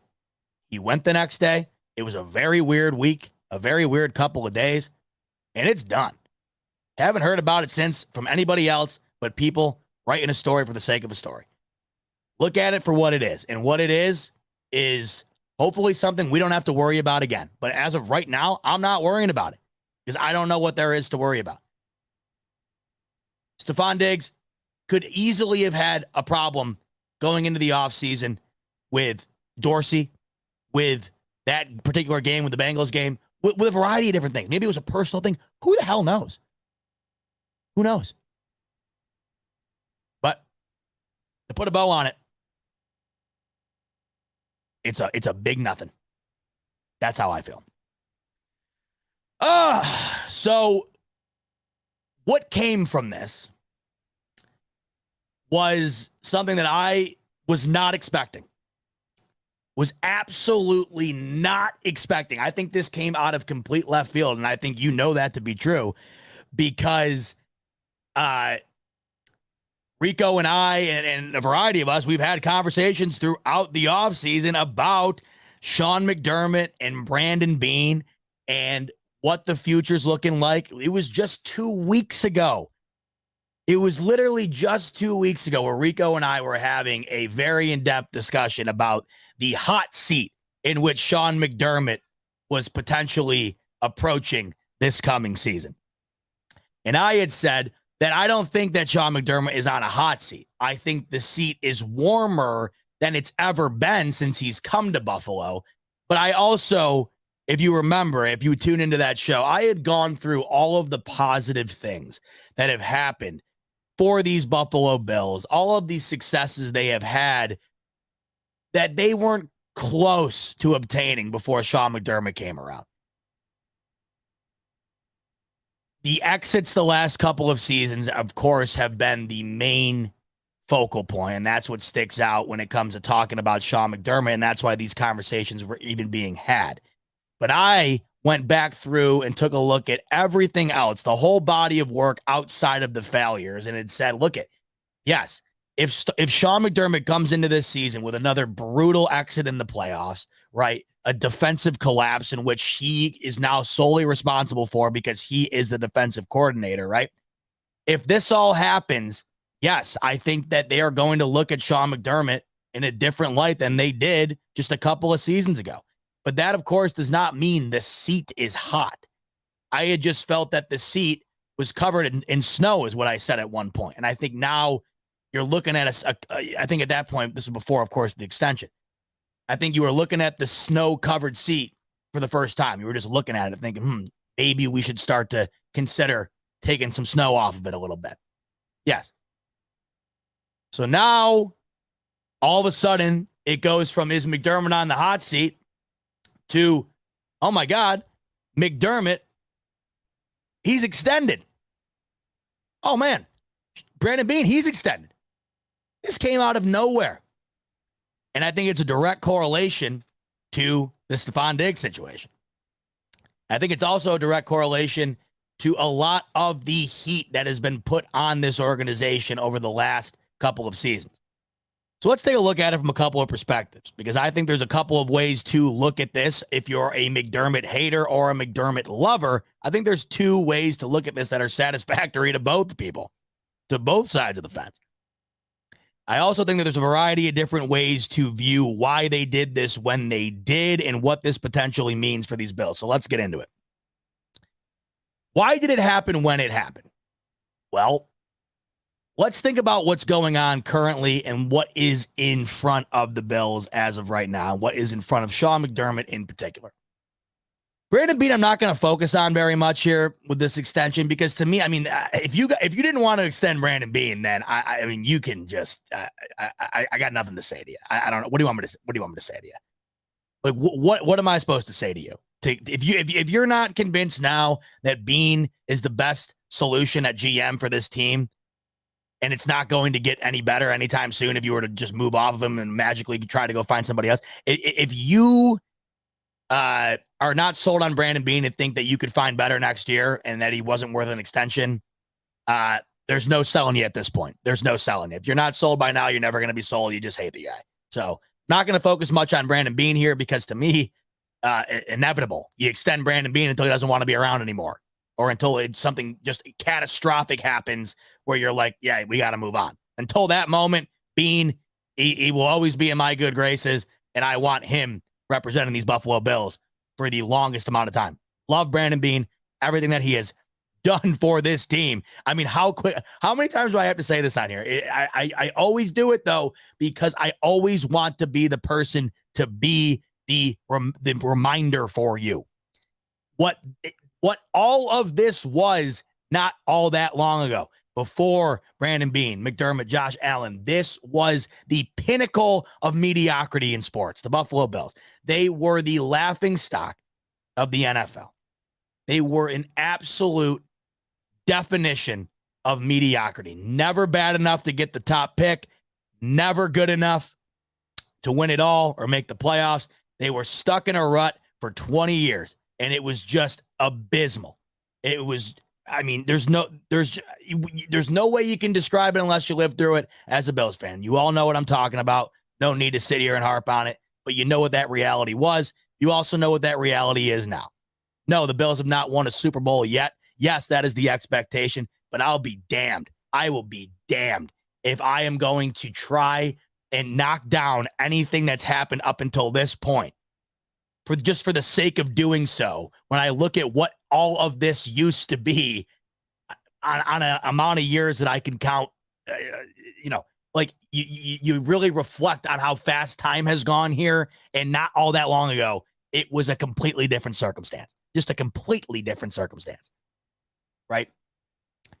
So the Brandon Beane situation, just to me, what's the point in talking about why he's extended? I think we all know why. I don't know. What do you say? What do you say? So let's talk about Sean McDermott in particular. I think that it was an interesting time to do this, and I also was not expecting them really to do it at all. Let's talk about the timing of it. In Sean McDermott's particular case, let's look at the upcoming couple of months. Let's look at the previous month or two here. The previous month, or let's rephrase that. Let's look at the previous few months here. You know what? Let's rephrase that even further. Let's look at the past here a bit, the future here a bit. I don't want to constrain myself. So we're looking at Sean McDermott here and the body of work. And back to what I said, not going to harp on it again. It has been a lot better than just 2 playoff losses that we all tend to focus on the last couple of seasons. It has been a lot better than that.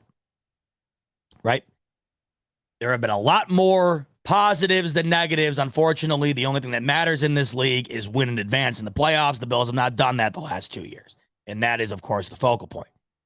But Sean McDermott has been the best representation of the Buffalo Bills from the head coaching standpoint in my lifetime. And I don't know if it's even... I don't even know if it's even remotely close. Remotely close. And that's coming from a variety of different angles. It's coming from, of course, the success on the field. And you could argue that anybody could have had the success that the Bills have had. Any coach could have done that. You could argue that. You really could. With the roster the Bills have had as of late, you could argue that many coaches could have had success. But at the same time, you look at the Denver Broncos record, or the Denver Broncos roster last year, and Nathaniel Hackett got absolutely booed out of his job within less than a year. So there are guys who can absolutely royally screw up a phenomenal roster. But you could really make the argument that any competent coach could have had success with these Bills. But it goes so much further than that, in my opinion. Sean McDermott has had these Bills performing at one of the best defensive levels any team has performed at in the time span in which he has been the head coach of the Buffalo Bills. They have had one of the best defenses in the league since that time period, right? They have made the playoffs every single year except for Josh Allen's rookie season, something they had not done for more than 2 decades or nearly 2 decades prior to that, right? He made the playoffs with Tyrod Taylor and a team that was just hoping to God to cling on to something for a while until the Bills could get a franchise guy, until the Bills could turn the page on the next chapter here and try and once again pursue success. He has also represented this team extraordinarily well from a character perspective, from the face of the front office, so to speak, from the representation of the Bills. It goes through a variety of different channels. Of course, primarily it's Josh Allen, but then it goes to Brandon Beane and Sean McDermott. And I think both of them just world class when it comes to who they are as human beings, the way they represent the organization, the way that they treat others, and the way that they are leaders of men, in particular, Sean McDermott. I think he is an absolute leader of men. I think these guys respect him. I think he respects them. I think he's got an absolute infinite amount of love for the players, for the city of Buffalo, for the team. And I don't think the guy gets enough credit for how hard he works. I think he works extraordinarily hard. And because of Josh Allen, anytime the Bills have success, it's not because of Sean McDermott. No one gives Sean McDermott any credit for success. They only give him criticism for the Bills' failure. That's the problem when you're a defensive head coach like Sean McDermott, right? When you're looking at Andy Reid, a guy who seems to be conjoined with the success of Patrick Mahomes because he is, it's kind of a fluctuating scale that they both ride up and down on together. When you look at the Bills, a lot of people never want to give Josh Allen any fault. A lot of people never want to give specific star players any fault. So, okay, let's blame Sean McDermott. But when things go well, when the Bills have an historic playoff win against the New England Patriots, to the likes of which we've never seen, we might not ever see that again. I mean, I don't think we'll ever realize truly just how extraordinary that win was. But, afterwards, it wasn't like everybody was just praising Sean McDermott.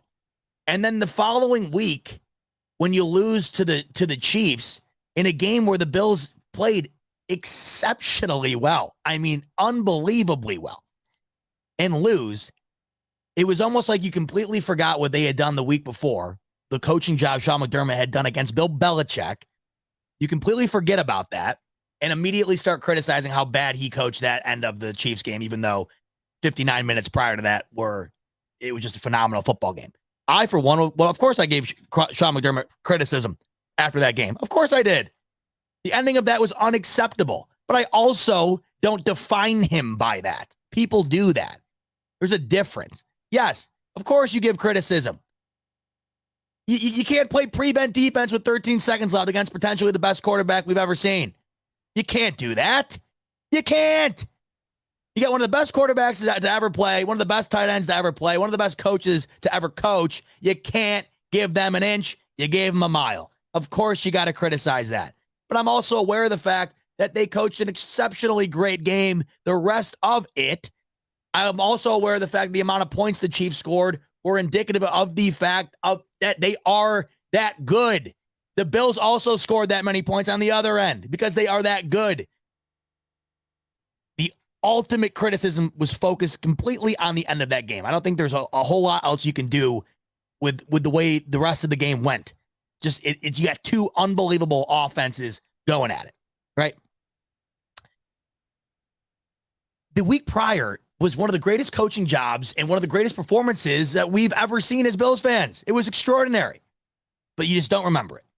So what I'm getting at here is every time there's success with these Bills, it's not really given to Sean McDermott. It's given to Josh Allen. It's given to Brandon Beane. But Sean McDermott's been right there this whole time.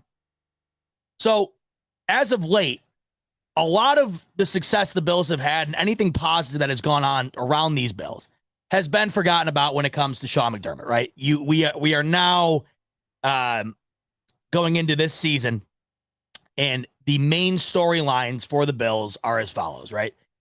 Or at least they were prior to the extension here. Sean McDermott, hot seat.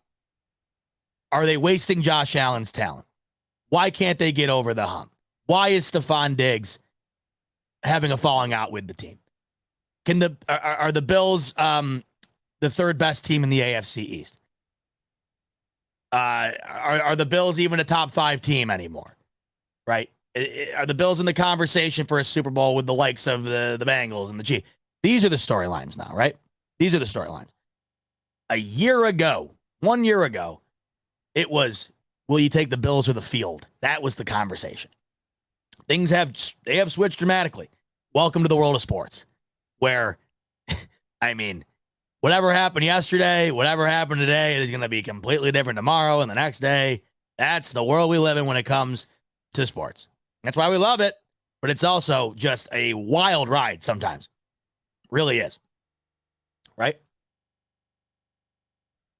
The storylines almost primarily have been less than satisfactory, I would say, when it comes to the way I view it. This is a heavier offseason, a heavier year coming up than it's felt like it's been in the last couple of seasons. And that's been primarily put on the weight of Sean McDermott.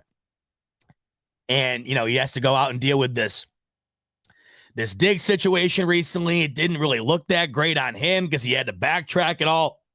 Was it even his fault? Was he even involved with it? Who knows? Back to what we just spent an hour on. I have no idea. No one does. I don't even know if Sean McDermott had a clue that Stefon Diggs wasn't going to come to practice that day until he found out in the moment. Who knows? But he's, of course, the one that has to go out and fan the flames on the whole thing and then put the flames out. Like it's a tough job to do when you're not necessarily sure what's going on, thrown to the wolves. So that adds another thing to Sean McDermott's plate, on top of a plate as of right now that is the biggest he's had in front of him since he has been a head coach. This is the biggest year for Sean McDermott. So why extend him when they did? Well, it's for those reasons. I think it was a smart move optically. I think when you look at the optics of the extension, when they did it, I thought it was an A+ move. Here's why. Stefon Diggs and all that stuff's happening. And in the midst of that, you say, look it, nothing to see here. Whether that's true or not, the message sent here is nothing to see here. We don't have a problem with the way Sean McDermott's running this team. We don't have a problem with the way Brandon Beane is orchestrating the front office. We don't have a problem with dealing with our players. And we're going to prove that by signing the two most important guys when it comes to representing the team outside of the players. We're going to resign. We're going to extend them right now. We're going to show you there's nothing to see here. There's no problem here. Because if there was a problem, we would never extend these guys. We just would not actively look to extend guys that we think are a detriment to the team.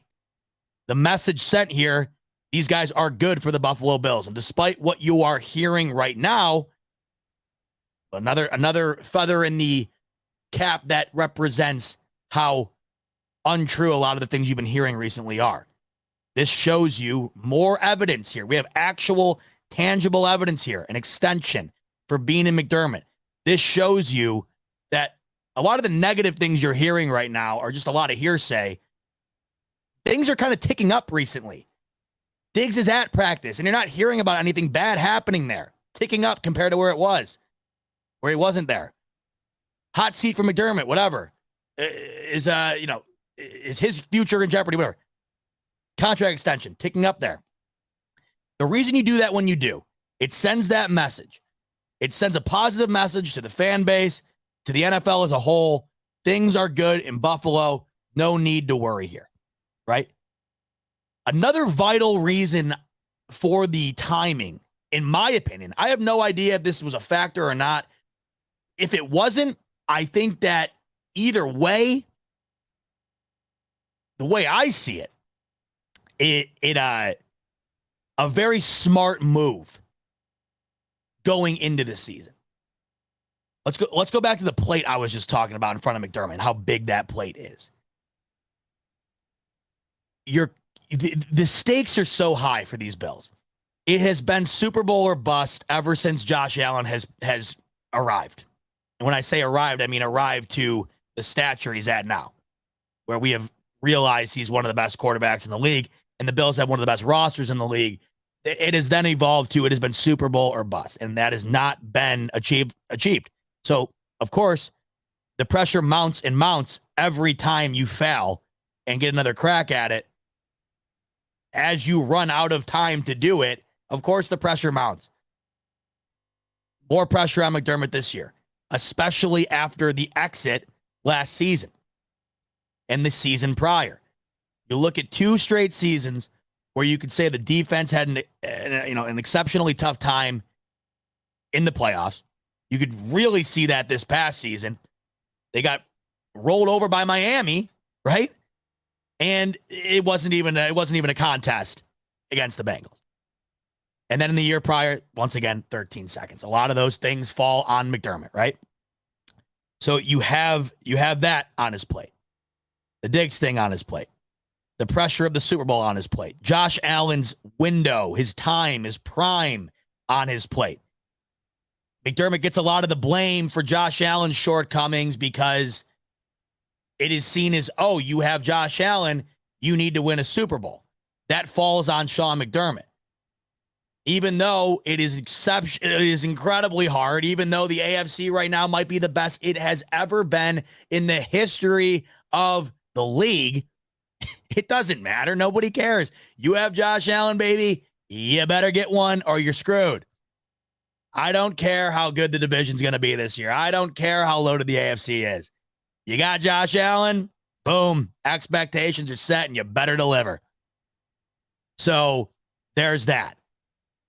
You also have on his plate Leslie Frazier leaving. And what has that resulted in? Well, of course, the main entree on that plate. And that is Sean McDermott now being the defensive coordinator of the Buffalo Bills. That is resulting in this being the biggest season of his career here, of his tenure in Buffalo, because there is nobody else to put the blame on defensively.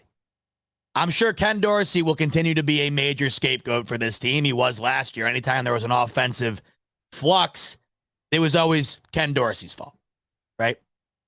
Defensively, it was always Leslie Frazier's fault. There's nobody to blame this year. Nobody.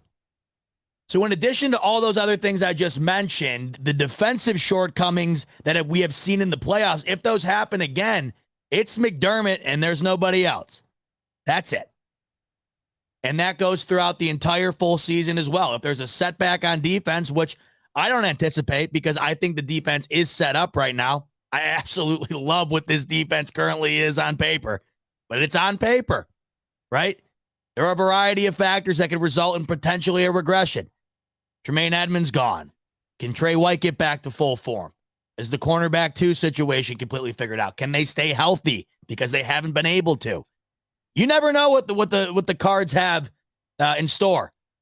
But Sean McDermott's going to have to face the music on it either way. This season's huge. I think you relieve some of the pressure, at least publicly and optically, by reinforcing your trust in the guy. That's why I love the timing of this. I didn't foresee it, but as soon as I saw it, it's the first thing I thought of. I thought this was a major, or it should be at least. Now, and I'll get to what I'm saying, what I mean in a minute. It should be right now a nice exhale, breathable moment for Sean McDermott to take in and say, look, these guys, they do, they trust me.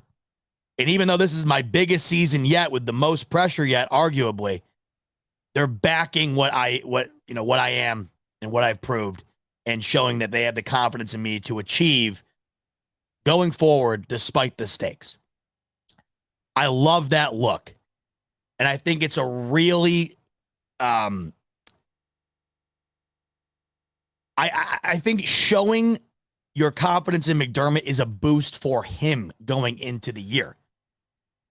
Because on top of all the other things I just mentioned that McDermott's kind of dealing with this year, adding the thought of getting canned after the year, like people have all of a sudden been talking about the last couple of months, that doesn't help anybody. That doesn't help him. That doesn't help the team. And it sure as hell doesn't help us fans, because if McDermott's constantly thinking about, getting fired, right? Well, it's just one more thing he's got to worry about. I think with a variety of things facing the Buffalo Bills going into the year this year, removing one major element is key. And I think doing this when they did, I think it achieves that. You allow McDermott to take one more major thing on that plate and put it to the side for now. So I love the idea around doing it when they did. I also, in my opinion, I think it has been warranted. I think it has up until this point, being unequivocally. And then with McDermott, if it came down to having to re-sign or not, I'm re-signing. I'm doing it. I'm signing up for it. I am a big proponent of sticking with something that has been proven to work and not bailing on it just because you haven't reached the pinnacle yet. Because every year you see teams rotate coaches like revolving doors, and it's not like all of a sudden walking through that door, the next round is going to be the next Andy Reid, Bill Belichick, Sean McVay, you name it. The only reason, I'll be completely transparent here. Here's what I would have signed up for. I would have done this. I absolutely would have done this. If Sean Payton wanted to come coach in Buffalo and the Bills would have had to have moved off Sean McDermott to do it, I would have signed up for that. Absolutely. I would absolutely have signed up for Sean Payton, one of the best offensive coaches in the modern era. If he wanted to come and coach Josh Allen, I would be an absolute fool to turn that down. Now, there were other things in mind that you had to keep, in front of you when it came to considering that, and this is why it was never going to happen. The amount of money and capital you'd have to get up to get him there was never going to be in play for Buffalo. It just wasn't. It was for Denver. Listen, Denver already made their bed. They had to add fancy pillows and a fancy comforter to lay in it because they paid. They gave Russell Wilson an insane amount of money, and after 1 year, it's looking like they could have incinerated the future of this franchise based on the amount of money they invested in Russell Wilson. They're looking at this and saying, look, we are in deep on Russell Wilson here. We have absolutely got to make this work or we are screwed. So they put the money in Sean Payton. They had to. The Bills didn't have to, nor were they going to, nor did they have the ability to, I think. So they didn't. But if Sean Payton went up to Terry Pagula and said, hey, I'll take whatever McDermott's making today, I'll coach the Bills. Yes, I would have done that. Yes. The only other one I would have, the only other situation I would have also entertained is if Sean McVay were to leave the Rams and wanted to coach the Bills. I would absolutely sign up for that right now. During those a couple of months there where there was rumors that Sean McVay was potentially going to retire, potentially going to join the media, potentially leave the Rams for another team. If in that moment Sean McVay said, I'm going to leave the Rams, but I'd love to coach the Bills. Yeah, Do people realize that Sean McVay has like the guy was probably the most successful young coach.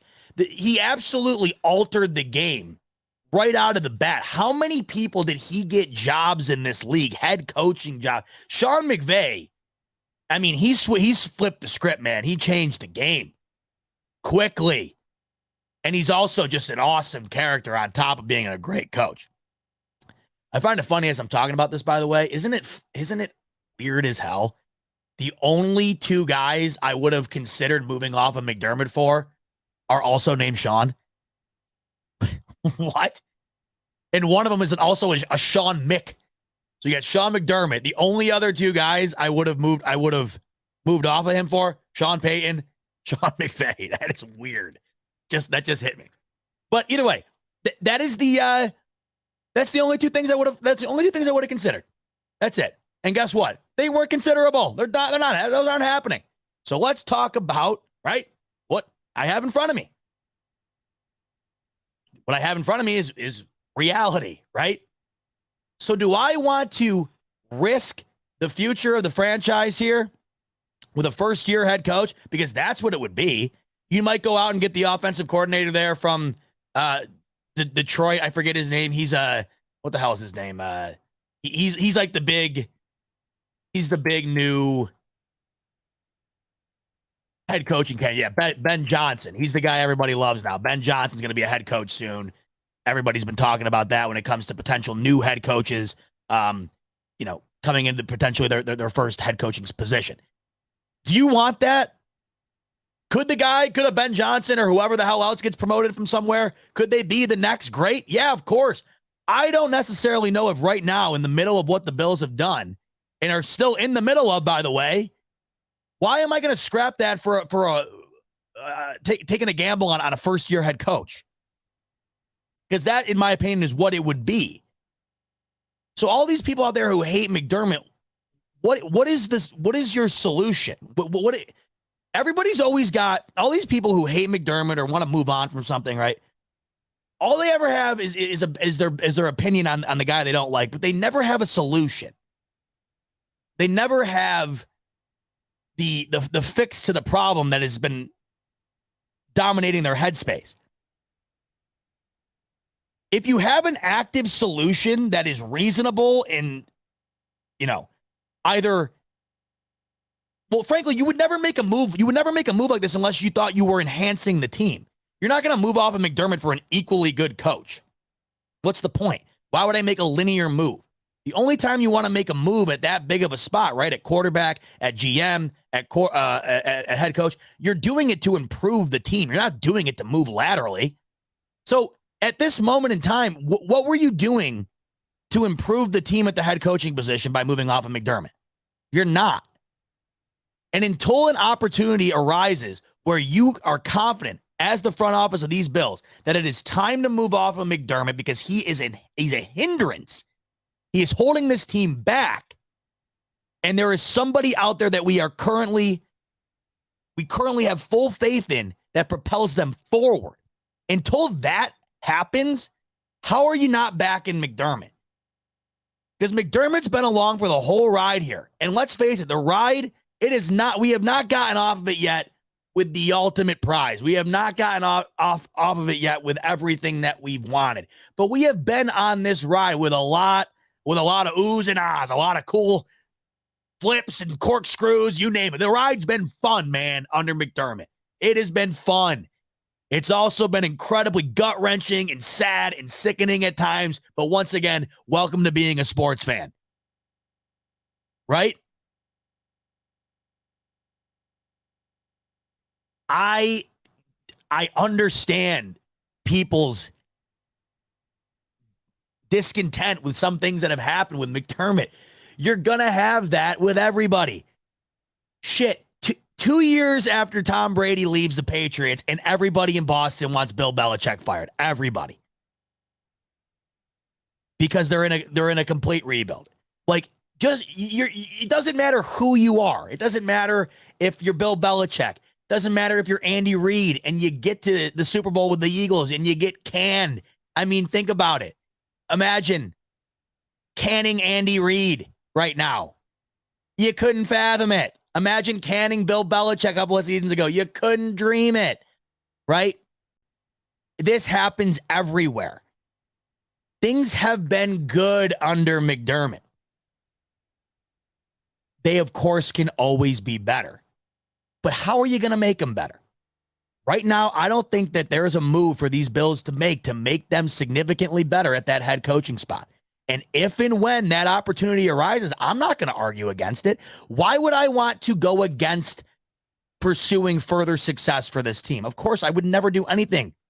As far as my public opinion, I would never actively come out and give you guys an opinion on this team doing something that, or not doing something rather. I would never come out and say I don't want them to do something that would clearly benefit them.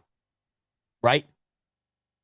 If and when that opportunity arises, and I just gave you 2 examples, if something like that happens in the future, where another one of those type of coaches, or those 2 coaches I mentioned, whatever, if that came into play, you're going to hear me say what I just said.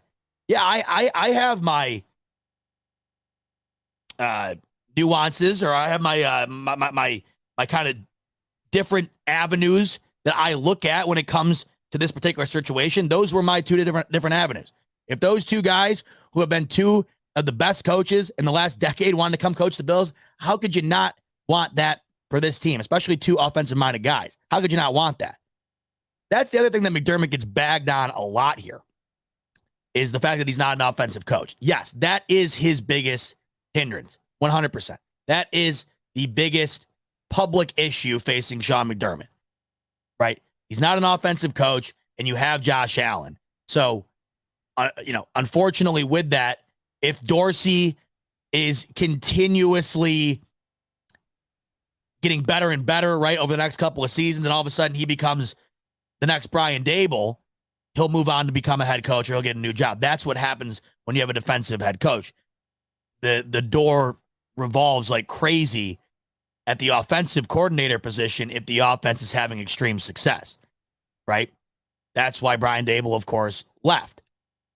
And that's why Andy Reid, for example, in Kansas City, it wouldn't matter. And I think that's, unfortunately, I think it's complete bullshit, but that's unfortunately why Eric Bieniemy hasn't gotten a head coaching job, because they don't give Eric Bieniemy any of the credit. They give it to Andy Reid and Patrick Mahomes. But with the Bills, since Sean McDermott's a defensive head coach, Brian Dable got a lot of the credit for the Bills' success on offense. Hell, he got the majority of the credit. How many people do you hear say, Brian Dable's the reason Josh Allen is who he is today? I mean, I've heard that a countless amount of times. And it's also, it's a two-way street as well. Ken Dorsey took a lot of the blame last year for anything that went wrong for this offense. But if things all of a sudden got dramatically better and things started getting really, really, really top-notch level good on offense, you can expect Ken Dorsey to get the hell out of town and get a head coaching job. It's the way it happens. So that's the unfortunate reality. The Bills have lost a lot of different coaches over the last handful of seasons. They've lost a linebacker coach. They've lost their defensive coordinator. They've lost their offensive coordinator. I can't remember how many coaches they've lost. They have lost a handful of coaches over the last couple of seasons. But that's what happens when you're good. When you're a good team, man, you're going to lose your coaches to better jobs elsewhere, because teams that are struggling want to get a little bit of that success. So they go out and, look at the Giants, for God's sake. They took Joe Shane and Brian Dable straight from the Bills, put them in their 2 biggest spots to get a little taste of what the Bills had going on recently. So do I think it's a disadvantage for Josh Allen to not have an offensive coordinator or an offensive coach at his disposal? I think it is a bit of a disadvantage. I do. I think it is one. I think when you compare it to Andy Reid and Andy Reid and Patrick Mahomes, when you compare it to maybe Zach Taylor and Joe Burrow, and then you compare Sean McDermott and Josh Allen, yes, I do think that is a bit of a disadvantage. But I also don't think it is that significant of a disadvantage to where you just start going and trying to find the next great offensive mind to coach this team, because they're not growing on trees. Like I said, I just gave you an example of 2 proven guys that I would 100% sign up for because they're proven. In the middle of what these Bills are currently in, I can't just go take waivers on random guys hoping that they, improve this team significantly past what Sean McDermott's done. Because I just don't think it's out there right now. Now let's talk about the other way. Let's talk about the other way to look at it. Because there's a lot of people, I'm not here to tell you how to feel on it because I see both sides of the story. I get it. I get if you're looking at it and saying, man, I'm willing to take a risk on a random offensive type head coach that has a high ceiling. I get it because you're watching Andy Reid and Patrick Mahomes. You're watching Zach Taylor and Joe Burrow, right? You're watching Doug Peterson and Trevor Lawrence. You're seeing it. I mean, the biggest example, of course, Kyle Shanahan and the San Francisco 49ers.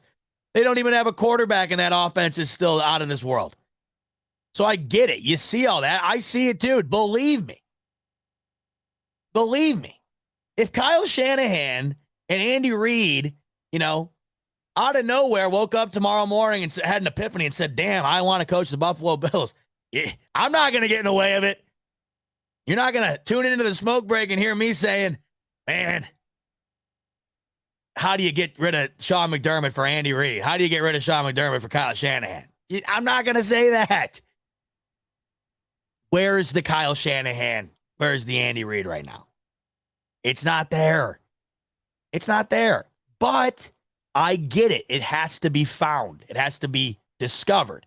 And I understand people out there who want to take cracks at going on that adventure, finding that discovery for Josh Allen that could potentially be his Andy Reid.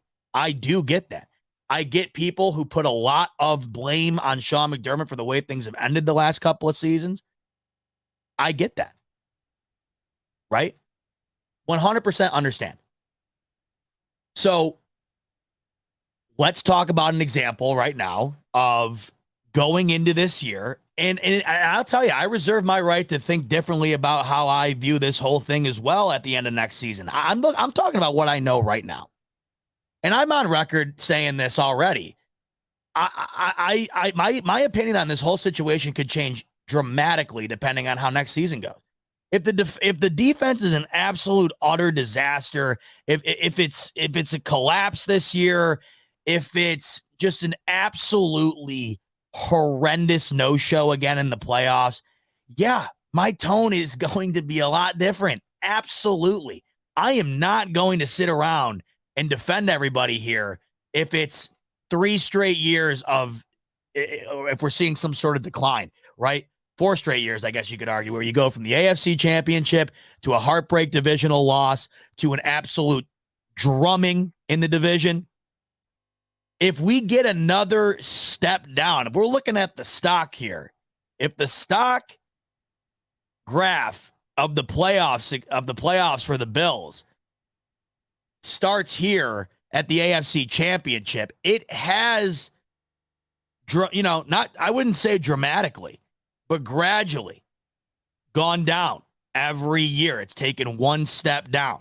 You go from the AFC Championship, and even though they really weren't competitive very, very long in that game, you still got to the AFC Championship. It's the farthest this team has gotten. You go down a notch, divisional game, but damn, I mean, you're 13 seconds away from getting it done. And in my opinion, and I'll always hold this, I think you're 13 seconds away from winning the Super Bowl. But you lose it. You go down a notch. And you follow that up. This past year, you get back to the divisional, but you just get worked. If there's another step down this year where it's like a wild card loss to, I don't know, like a team that they are significantly better than on paper, or they're significantly favored against, it all depends on how it looks to me.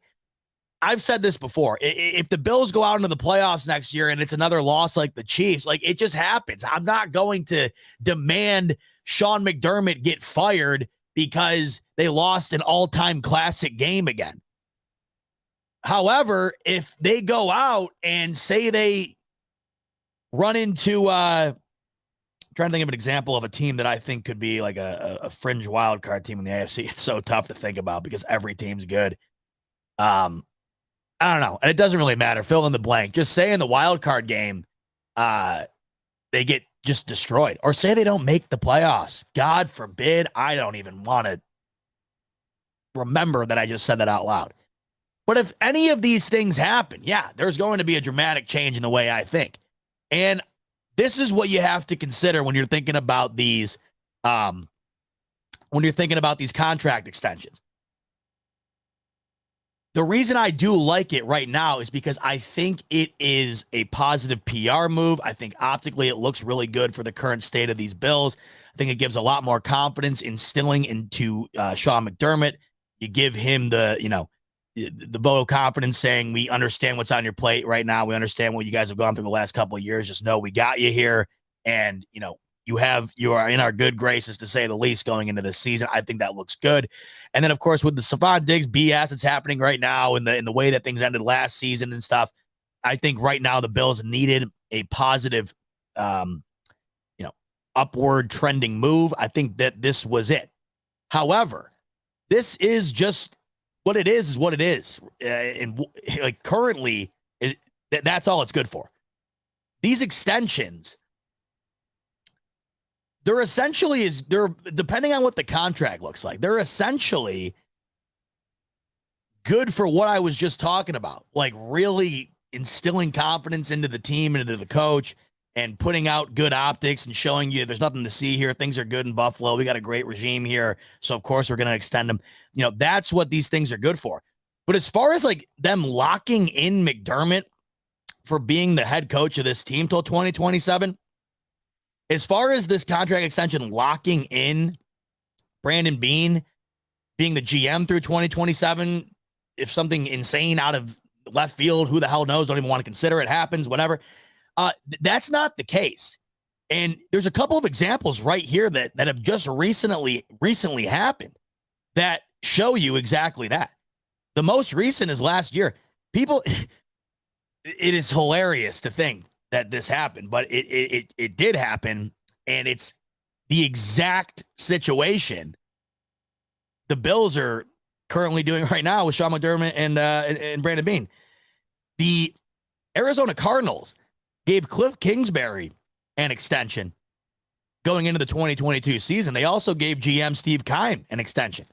10 months later, they canned them both.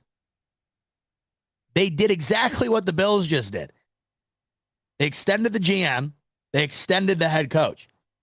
And not even a year later, directly after that season was over, the season that they were going into, that they had just extended them for prior, canned them, gone. But that, of course, is because the Arizona Cardinals went from a team that when they got Kyler Murray, you were looking at them, right? They get DeAndre Hopkins, they got Kyler Murray. You're looking at them and you're thinking, man, they could really be a contender in the NFC here. And they were. So it seemed. And then you want to talk about a decline. I mean, now you look at the Cardinals this year, they could potentially be the worst team in the league if things pan out the wrong way for them. Easily one of the top, or one of the bottom 5-6 teams in this league. And the writing was on the wall there. They have exhausted 2 first overall picks on quarterbacks, and Kyler Murray, as of right now, it looked like it was going to be a hit. It's definitely not looking that great now, especially after that contract extension for him, that second contract where it was dicey to say the least, and it just seems like it's getting dicier by the minute. Yeah, things kind of imploded in Arizona, and that's why they fired both Steve Keim and Cliff Kingsbury. But it's a perfect example of the fact that these extensions here, they're kind of just in play for as much time as you want them to be in play for if you're Terry Pagula. So if the Bills, let's just come up with doomsday, like worst scenario, right? If the Bills go out this year and they go, I don't know, man, 6-11 somehow. I don't even, and I'm talking like not with Josh, like no injury to Josh Allen, no significant Like no reason for them to be 6-11, 6-11. And of course, if the Bills lost Allen or if they lost Diggs or whatever, you would have your reasons where you could say, man, like no shit, they were that bad. It's like the Ravens last year. I think the Ravens, they overachieved with the amount of injuries that they had, right? If you go into this year and there's no legitimate reason for why the Bills all of a sudden just have a horrendous season, don't make the playoffs, are not competitive, don't have a winning record, don't think for a second that Terry Pagula cannot say, hey, Sean McDermott, we appreciate everything you've done for this organization, but it's time to move on to a different direction. That can 100% happen. So there is an example right there. But let me reemphasize the reason. First of all, Cliff Kingsbury and Steve Kine, they should never have been extended to begin with. I don't know. It wasn't like the Cardinals even had a sniff of what the Bills have been doing recently. I don't even know. I think what did they make the playoffs once with Murray? Maybe. Even if they did, it was the most forgettable game I've ever seen. I don't even know if they did, to be honest with you. I think they did. They definitely haven't won one. Who the hell knows? I have no idea. Who cares? who the hell cares? Because it should never have been done. Should never have. Cliff Kingsbury, there were more questions than answers surrounding him before that extension, and they hadn't achieved anything. They had not proven Kyler Murray was one of the top quarterbacks in the league. They had not proven they had one of the best teams in the league. They had not made an AFC or an NFC championship. They had not gone on a playoff run. They had not threatened the top of the NFC. That was not happening. So why they extended those two guys, I do not know. They're also the Arizona Cardinals. They are currently an absolute train wreck, dumpster fire. So it adds up for them. But it's just an example to show you that these contract extensions, they set nothing in stone. So what I do like about it is I do think that it relieves the pressure, but it also, of course, gives you, it's kind of the best of both worlds. I get to instill more confidence into Sean McDermott by giving him my trust, my backing, telling him, hey, you've done an extraordinary job here, and because of that, we're going to reward you with the extension, not only to show you that we love what you've done for us so far, but we also have full confidence in you being able to continue to build on this success and get even better in the future. I love the aspect of that in doing so in a very critical year for Sean McDermott. I think that's awesome. So you get the benefit of that. You get the benefit of the positive news, putting it out there into the ether to kind of show, hey, listen, people are trying to tear down the Bills culture right now. People are trying to attack what's going on in the Bills locker room and the front office. Nothing to see here. Things are good in Buffalo. You get to put that out there. But at the same time, on the other end of things, if everything goes to complete shit, you can get out of these contracts. You're not locked in. Unless there's something within the contract, I don't think they're out yet, or I haven't seen the full details yet. But unless there's something in there, and there usually isn't, that completely locks these guys in, and I highly doubt that is the case, because you just don't see that. If that winds up being the case, then things, of course, are different. But more than likely, you have the ability to be able to move on should the opportunity present itself. But you have to also think of this. You don't want the opportunity to present itself to you to get the tires moving on considering moving off of McDermott, because the only way that they're going to consider moving off of McDermott is if things get significantly bad, like significantly worse, right? Things would have to really, just nosedive. So anybody out there who is upset about the extension and wants to move on, well, then you're essentially rooting for the failure of this team, because it's not happening unless the Bills turn into the Arizona Cardinals. Do you want that? The only other example of that, I think was a bit similar was Frank Reich. He had 4 years left on his contract with the Colts, and the Colts canned him. I thought that was a horrendous move by Jim Irsay, who I have felt has been just, once again, there seems to be a kind of a correlation here between the Cardinals. I think Jim Irsay has lost touch with a lot of things recently, because what did we see? What did we see follow up the firing of Frank Reich? The hiring of Jeff Saturday, who was an ESPN anchor the day before the Colts brought him in to lead the team. What? Firing Frank Reich was a horrendous move. I think Frank Reich is a terrific coach, and I wish him nothing but the utmost success in Carolina, because I think that Frank Reich, he has had a tremendous track record as a coordinator. And then when he got to Indianapolis, they were cooking. The Colts were great. Don't you remember how badly the Colts beat the shit out of the Bills at home a couple of years back? I was at that game and I fell asleep in the stands. I got woken up by, I don't even know what the hell happened. That's how bad that game was. That game was one of the worst games I've ever been to. And they were getting better and better, it seemed, with Jonathan Taylor and, of course, when Andrew Luck was there. But then that's what, the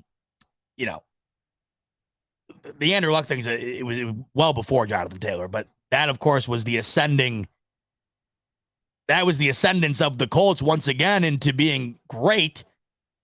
And then you get to the point where Andrew Luck kind of leaves you at the altar and you're like, holy shit, that no one saw that coming. But then they got Phillip Rivers and the Bills needed everything in their power to beat them in the playoffs. Don't you remember that? I mean, it came down to Josh Allen willing this team to victory at the end and things kind of collapsing for the Colts on the final drive for the Bills to get out of that one alive a handful of years ago. So, I thought Frank Reich had done a great job in Indy, and just because things had hit a skid and Carson Wentz was terrible and Jonathan Taylor was hurt, I didn't understand the firing. I think Jim Irsay completely blamed Frank Reich for the acquirance of Carson Wentz. Okay. I don't know. I thought it was a terrible move, and I thought it was a great pickup for Carolina. So you have two examples there of kind of a similar situation to Sean McDermott going into this season. And I think both instances are kind of outliers because the Cardinals are not one of the worst teams in the league. And Cliff Kingsbury clearly proved that he was not capable of being able to keep this team, afloat, much less, going towards a positive direction. They have done anything but. They are going in the opposite direction. And then with the Frank Reich situation, it made no sense to fire him. I don't get it. So that's where we're at right now. Sean McDermott, these Bills would have to have a significant regression for him to be considered, for him to have his job in jeopardy. That's what this extension is telling you. Potentially, it would not. I mean, maybe his job would be in a bit more jeopardy based on, different circumstances that this season results in. Say they don't extend him and the Bills go into this season and it's another season like last year. Maybe you do move off, or maybe you think about it a bit more, I should say, if you're Terry Pagula, if you didn't extend McDermott. But I don't think a season like last year gets McDermott fired off of this extension. I think that in order for McDermott to be, on the hot seat, when I say hot seat, I mean like really in trouble, these Bills would have to regress dramatically, and nobody wants that. So if you're on the wagon of, man, not a McDermott guy, I understand your arguments, but you really gotta come to terms with the fact that this team has been damn good with Sean McDermott. And yes, he has had his shortcomings, but damn it, he has also had his shining moments that I just think he does not get enough credit for. So you have to ask yourself once again, when you look at this situation, based on what the Bills have achieved under McDermott and based on what's currently out there in the market, were you in a better position moving off of McDermott? The answer is no. And when you look at the team moving forward, you also have to understand that, there is an ability to get out of this should you absolutely have to. So the extension in itself isn't this wild, set in stone thing that could set the franchise back if that's how you view things with Sean McDermott. I just think that if you're in that mindset, I think you completely focus on all the things that everybody else could focus on too. They're the negative. You can do this with everybody. And I am not one to sit here and not criticize Sean McDermott. I've done it several times. But of course I have, because that's sports. No matter how great you are at anything, you're going to get criticized when you're at the highest level. And I have criticized Sean McDermott on a numerous amount of occasions. But on the other end of things as well, I'll just reemphasize this once again. This team has never been this good in my lifetime under any other coach. And we've never had this great of a coach from, the leadership standpoint, the representation of the organization, and then the success on the field. In my lifetime, it is not even remotely close. And I, for one, do not want to go out there and just look for some random replacement that has the potential to be better than McDermott in the middle of a team, or in the middle of a situation where this team currently is still in that Super Bowl window. Just doesn't make a whole lot of sense to want to move off. But as we know, things can change. But let's hope the change made here is, for those that were hoping McDermott would get moved off from, let's hope the change made here is at this point next season, 1 year from right now, you're saying, man, I can't believe I ever wanted McDermott gone. That's the change that I hope we see. Oh, my goodness. 2 hours and 20 minutes spent with you tonight here on the Smoke Break, and I really appreciate you tuning in.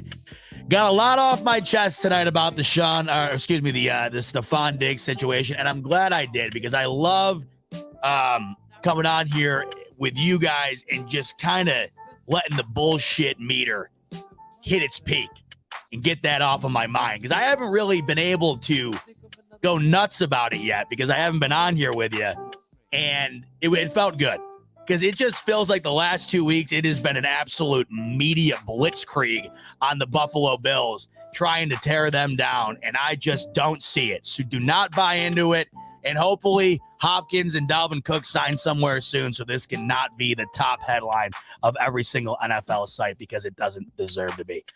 I will see you again next week. Monday night, we'll be back at it for another one, and looking forward to it. In the meantime, enjoy the rest of your week. I'll see you in July. How is that even possible? 77 days till kick. Cannot wait. I'll see you next Monday. Enjoy the rest of your week, folks, and as always, go Bills. Caroline, why are you pressing the buttons? Go Bills. Want to press that one? I'll press them all at the same time. No, it's not that good of a... Oh.